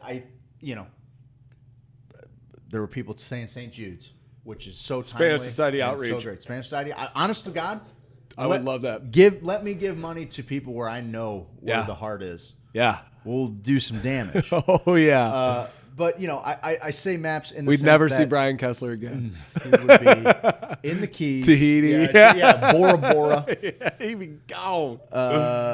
You hear about that device that mixes oxygen and carbon dioxide 70-30%, and it tricks the brain into thinking you're dying and releases DMT. I have not heard of that. Yeah, we got one here. Yeah, go grab it real quick. Back room. No, I think about ego, and does ego mean you're selfish? No, that's what I'm saying. I don't. Because I think that's the difference right there. I think that is the. I think that when people say, "Whoa, check your ego," what it is it's a statement about like if your ego was a spotlight, right? Your ego, in just the most simple understanding of it, is just your sense of self. The fact that you are this thing that is moving about in its own waking reality. Your truth is your truth. Yeah. How you're experiencing things, how you're computing things. All of those things are constructed by your ego. That doesn't make the ego bad. No. That's what explains your waking self. That's all. I think, Michael Jordan, he was so competitive. He knew he was the best. I don't think there's anything wrong in like an MMA fight using your ego and yelling at someone and saying, I'm better than you. I'm going to kick your butt, guy. And then that I know I'm good. Is that ego to me? I guess, but also it's self-confidence in knowing the work that you've done is working and you're going to put it to action. That's what that is. I think you desperately need your ego. Like even hearing about the shaman, and we had a text on it. Your shaman needs a little ego if he's going to go in there into the battleground. He's like, I told him I just wanted everybody to see. Is that ego? I don't know. I think it can be considered ego, but I think ego is a lot of times the other person's problem. If they say, Craig, you're so egotistical because you're going, I'm better than you at this. You need to get better at this. Listen, I've been doing this a long time. Be like, God, that guy's egotistical. Is he? Yeah. Or is he just laying shit out for you that you don't want to hear? No question. That happens often. Yeah. Because it was a big deal to when you're transitioning from high school and college and you're getting out of the sport world as a guy who's trying to you really just want to be a professional athlete. You know, that's all I wanted to be. Was a shortstop for the Cardinals. All I ever wanted to be. Then the ego, that's fine. I thought it was a bad thing though because it's always been thrown at you as a bad thing. The only time someone's talking about ego, and that has more to do with how much our society drags its knuckles. I mean, we're now waking up to what the ego and the id are. We've talked about it before, but now people are becoming more aware of it and its place in our life. Mindfulness is becoming more widespread in the West. This isn't anything new to anybody anywhere else. Huge difference between egotistical and arrogant, says Brian. Steve, it's all a mirror. Yeah, he said he'd be doing great work from a very remote location with that kind of cheese. I would have Dr. Evil's lair. I don't blame him. The little island. Sharks with freaking laser beams. We got sea bass. I actually think the sea bass would be a little scarier. Also, or were they trout? They were sea bass. They used the sea bass. Sea bass, sir. They used sea bass again from Dumb and Dumber. Well, I mean, that was just his name. I know, but come on. Sebastian. It's called Carbogen, named after its creator, Langlois Carbonell. Okay. I think lame-ass people try to drain the light out of special people. And but I got to tell you, I'm not super excited about breathing 70% oxygen, 30% carbon dioxide to bring on DMT. I just feel like there's way better ways. Buddy, I got to get into breath work. Yeah, holotropic breath work is intense. I think that's what led like Rick Doblin down the line of eventually, being in on maps. There's a lot of people that found psychedelic research because of their holotropic breath work. Is that what killed Bruce Lee, though? He got his breath work down so low. It's the 3 shaving mirrors. They had a demon that haunted their family, dude. I know, and that's what got him. Yeah. And but he's meditating so hard, his heart stopped, and the demon got him. Was this like the DARE program for not Eastern mysticism? Like, I don't know. This guy. Yeah, I could for see that. Real. I could see that. For real. They're like, he was meditating. Yeah. Meditated so hard, blew his heart up. That's meditating. That is the most just say no shit I've ever heard in my life. Well, he could slow his heart down to like 3 beats a minute. He was a cursed man. His family carried a curse. Well, obviously. From a demon. The demon killed him, killed his father, and then killed Brandon. Oh, he killed his dad too. Oh yeah, this is the way. This is the way. Is that a Jamaican guy? Do you know the way? What is it? The way. Oh my God, I don't know what he's doing. Everything is a test for self to grow their heart bigger. I love Heather Hausman. She's a genius. Gem of a human. She's a genius. And I'll tell you what else. Her little bow. Her little bow. That Nathan, guy? Oh my God. Is a brilliant man. Take your shirt off, Nathan. Take your shirt off and play me a song. Show me the money. Show me the money. We need to listen to what others say that offend us because that's where we can see our own mirror to wake up and transcend to the next level. I like it. I'm kind of an ass when I don't want to learn things from others. I want to experience it myself and figure it out. And that mirror thing really, it was really, the mirror thing hit me when probably around high school, maybe a little later. I realized a lot of the problems I had with other people were problems I had with myself, or when I would get angry at someone else, I was actually angry at myself. Well, and also you also became your reaction, and you became your anger, right? Oh yeah, that's the biggest thing. Like, I don't even know that. I think it's easier to not be bothered by things and to let go of that anger as like a second step to understanding that you are not your feelings. You are not, like. Then what are you? Your actions. Your not your intentions.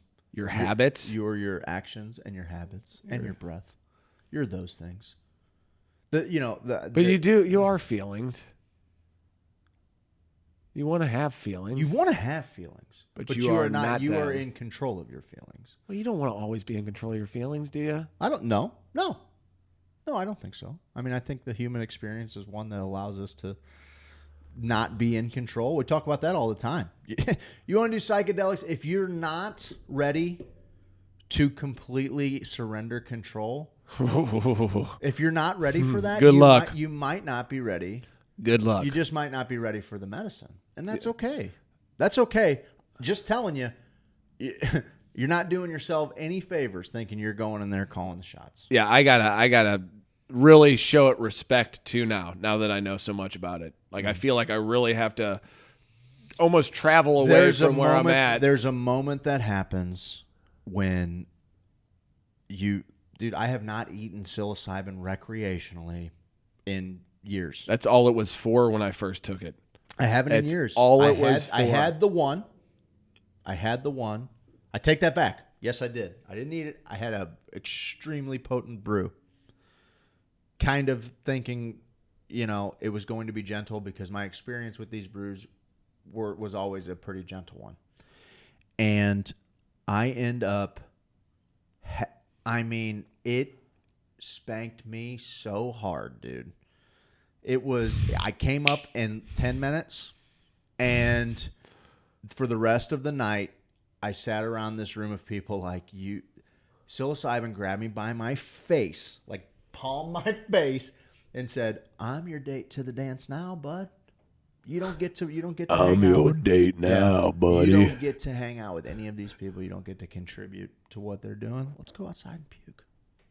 Oh no. Let's go have a talk. Are you gonna try and smoke a cigarette? Go ahead. Oh, gross. I dare you. No, that's the deal. That's where I'm at. I do not take psilocybin recreationally. I would not take ayahuasca recreationally. No. I wouldn't do that, and I give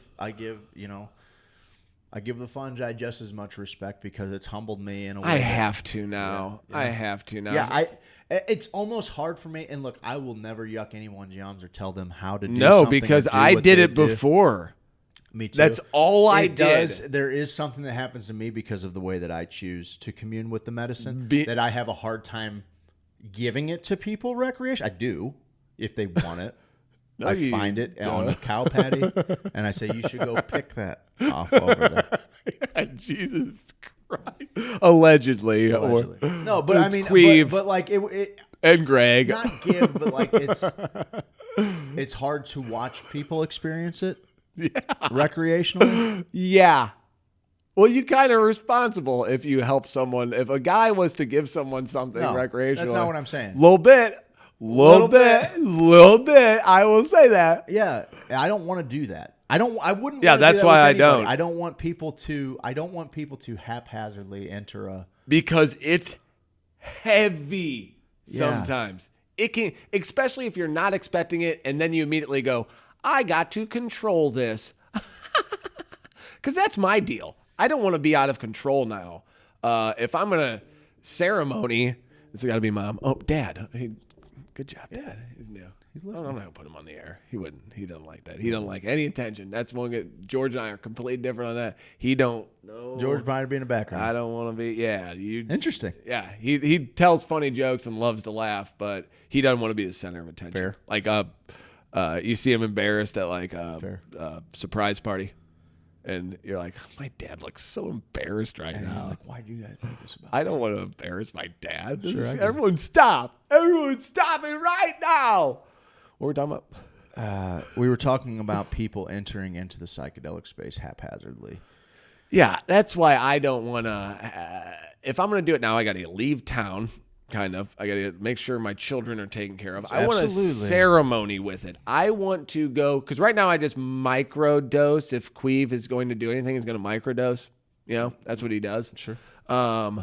Still have a good time, but like he said, if someone wants to do that, I'm there for him. Totally, yeah. But I'm the worst person probably there for him because I've been in some Hanus spaces over there. Well, yeah. Because of my own doing, because of, well, not my own doing. A lot of it was showing me my own bullshit. I took it through a rough period in my life, and it kept saying it wasn't like drinking. I took it recreationally, thinking it was like drinking, because you can drink your problems away, bro. Like, you never blacked out drunk. I went through a phase where I was like, drink until you black out, sir. Yeah. So you can forget what you have going on.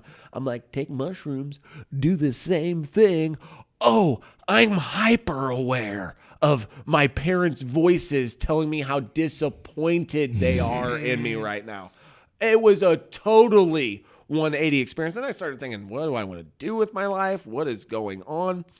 So I think the medicine let me off kind of easy because I didn't know. I had some amazing experiences at concerts and festivals where I was like, I heard the Doors cover band and there was a field of people in tie-dye and I was tripping. And this is at Schwagstock 10 years ago. Come over this hill and I never understood tie-dye. And then I got to the top of this hill and I saw a field of tie-dye on a head full and I go, that is some of the most amazing shit I've ever seen. It's cool when you see a stadium that's filled with red or they'll do white blackout or something. Oh, cool. Sure. But with almost everyone wearing tie-dye, holy crap, what a cool experience that was. So I've had some awesome experiences recreationally. Sure. No, yeah. That's how I choose to do it now. And that's what I'm saying is like, first off, my subjective experience has nothing to do with yours. Yeah, settle down. That's what the most beautiful thing about this is like George is the best. You get to acknowledge that other people experience truths that we can try to understand. Might have a comparable experience. Yeah. Probably not the same. But because you're not 100% certain that you would be able to explain your truth that you experienced too, it's just as I want people to give me the benefit of the doubt. It's very easy for me to give you the benefit of the doubt. That's why I don't have the doubt when people come back from that space and are like, well, this is what happened. You're going to think I'm crazy. No, I'm not. You found the one person in the world that is not going. That guy was a little crazy. I had an experience. This guy was a legit hadn't slept. I'm not even talking about that particular guy. I'm just talking. I had a thing where I'm like, if I ever come up to someone that has that just seems crazy, because what a weird thing that in society we're just like, that person's a crazy person. I know that person's a crazy person. Well, I've had my perspective changed enough. The craziest people now, I'm like, oh, they get it. They might understand something. Yeah, I do. They might get something I don't know. That's how I feel when people are like, you got to see this person. They're crazy. And I watch a video of them or something. I don't know, but it seemed like they kind of had it figured out. Am I missing something? Got to go, fam. I watched the replay. We're actually running a little We're done. over. We're done. If James is leaving, we're going to shut it down. We're out of here. Let's shut it down, James. James, you're out. Bless we're up. Out. Love you, Hoosiers, and people in the chat. Need to bring earbuds for work. Completely understand. You can also throw it in the background on the Periscope app. You can't do it from Twitter, but if you get the Periscope app itself, you can just put it in the background, and it will play in the background. October 17th. October 17th, we're going to raise a bunch of money for Aiden's Alliance. We're having a superhero fundraiser telethon. Steve and I are going to be hosting it. It's going to be a blast. This time next week, we will be loading our families into the car, and we're going to be heading down south for a little trip to the Ozarks. And we're going to hang out with some of our favorite people in the Missouri cannabis industry. We are there, guys. We're pretty much there. We should have dispensaries any day now. And any minute, maybe. Yeah, I mean, that's all technically true. It's all technically true. He's right. Sweet Leaf Emporium was the first sponsor of this fundraiser. I know. Jason just threw his hat in the ring right out the gate. We love you, Brian Kessler. We love you all just you guys sounded for like tuning Bill in. Clinton right there. We love you. We love you, Brian Kessler. I love you. We love you, Brian Kessler. We love you. Sweet Leaf Emporium. They make a lot of things happen. They're making something happen here that we know is going to take some organic growth. And what's going to be cool is maybe when you're at your desk, maybe there's that person at work that they just don't get it. They just don't get it. Or maybe they're just down and out. They're like, man, I was driving in today. There's this phone call about this dude. Like, they prank call this guy, and he was cheating on his girlfriend, and they ambushed him on the radio, and it was total tragedy, man. Like, it just really embarrassed this guy. Man, I was on the talk news station, and they were saying that if I voted this way, I was a piece of human garbage. Man, I was watching the news today. I went back and forth from all the major networks and CNN and 24-hour Fox News and OAN, and all of them said the world was on fire. But then I found this little show on the internet, man. And these guys talked about wet dreams, and they talked about cranking it to whoopee, and they talked about expanding their consciousness through holotropic breathing. Yeah, we did do about that. Distance healing, did and do they that. gave me some fun facts for the day. And happy birthday, John Lennon. And I would not have known any of that stuff if I would have just settled for what the cable news network was bringing me. It's bullshit. So tell your friends about us. Maybe they can find a better way to wake up and a more fun way to wake up. And They can't. I guarantee they can't. And you guys can download the Periscope app. You can play it in the background, and we'll play you songs. And hopefully Facebook won't be a bag of flaccid dicks that decides to ban our video for something that was ours, that we created ourselves. I didn't make the music. I got it on YouTube. But the music said it was free use.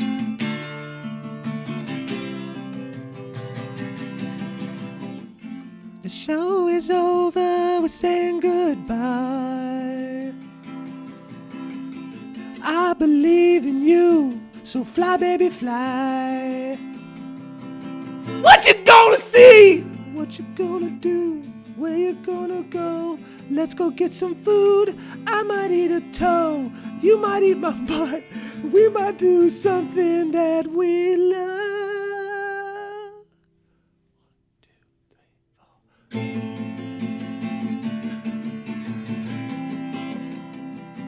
It's the end of the show. Get weird, get open, and make the world a little brighter. Make the world a little brighter. What do you think about that send off? Not too bad. Get I weird, almost. get Well, open. I want to tell them to have a great weekend. Monday morning show. Yeah, give me a little tune here. Monday morning show is probably going to be We're going to leave it up to you, Hoosiers. Do we keep our Monday evening show, Steve? Do we move it all to the mornings? Monday evening. I think we got to keep the Monday night show. That's where we get weird. Yeah, that's where. So what we're going to give you on Monday is probably just a little.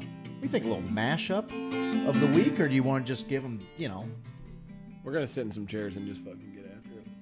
Monday mornings, bud. We could just do a blank screen.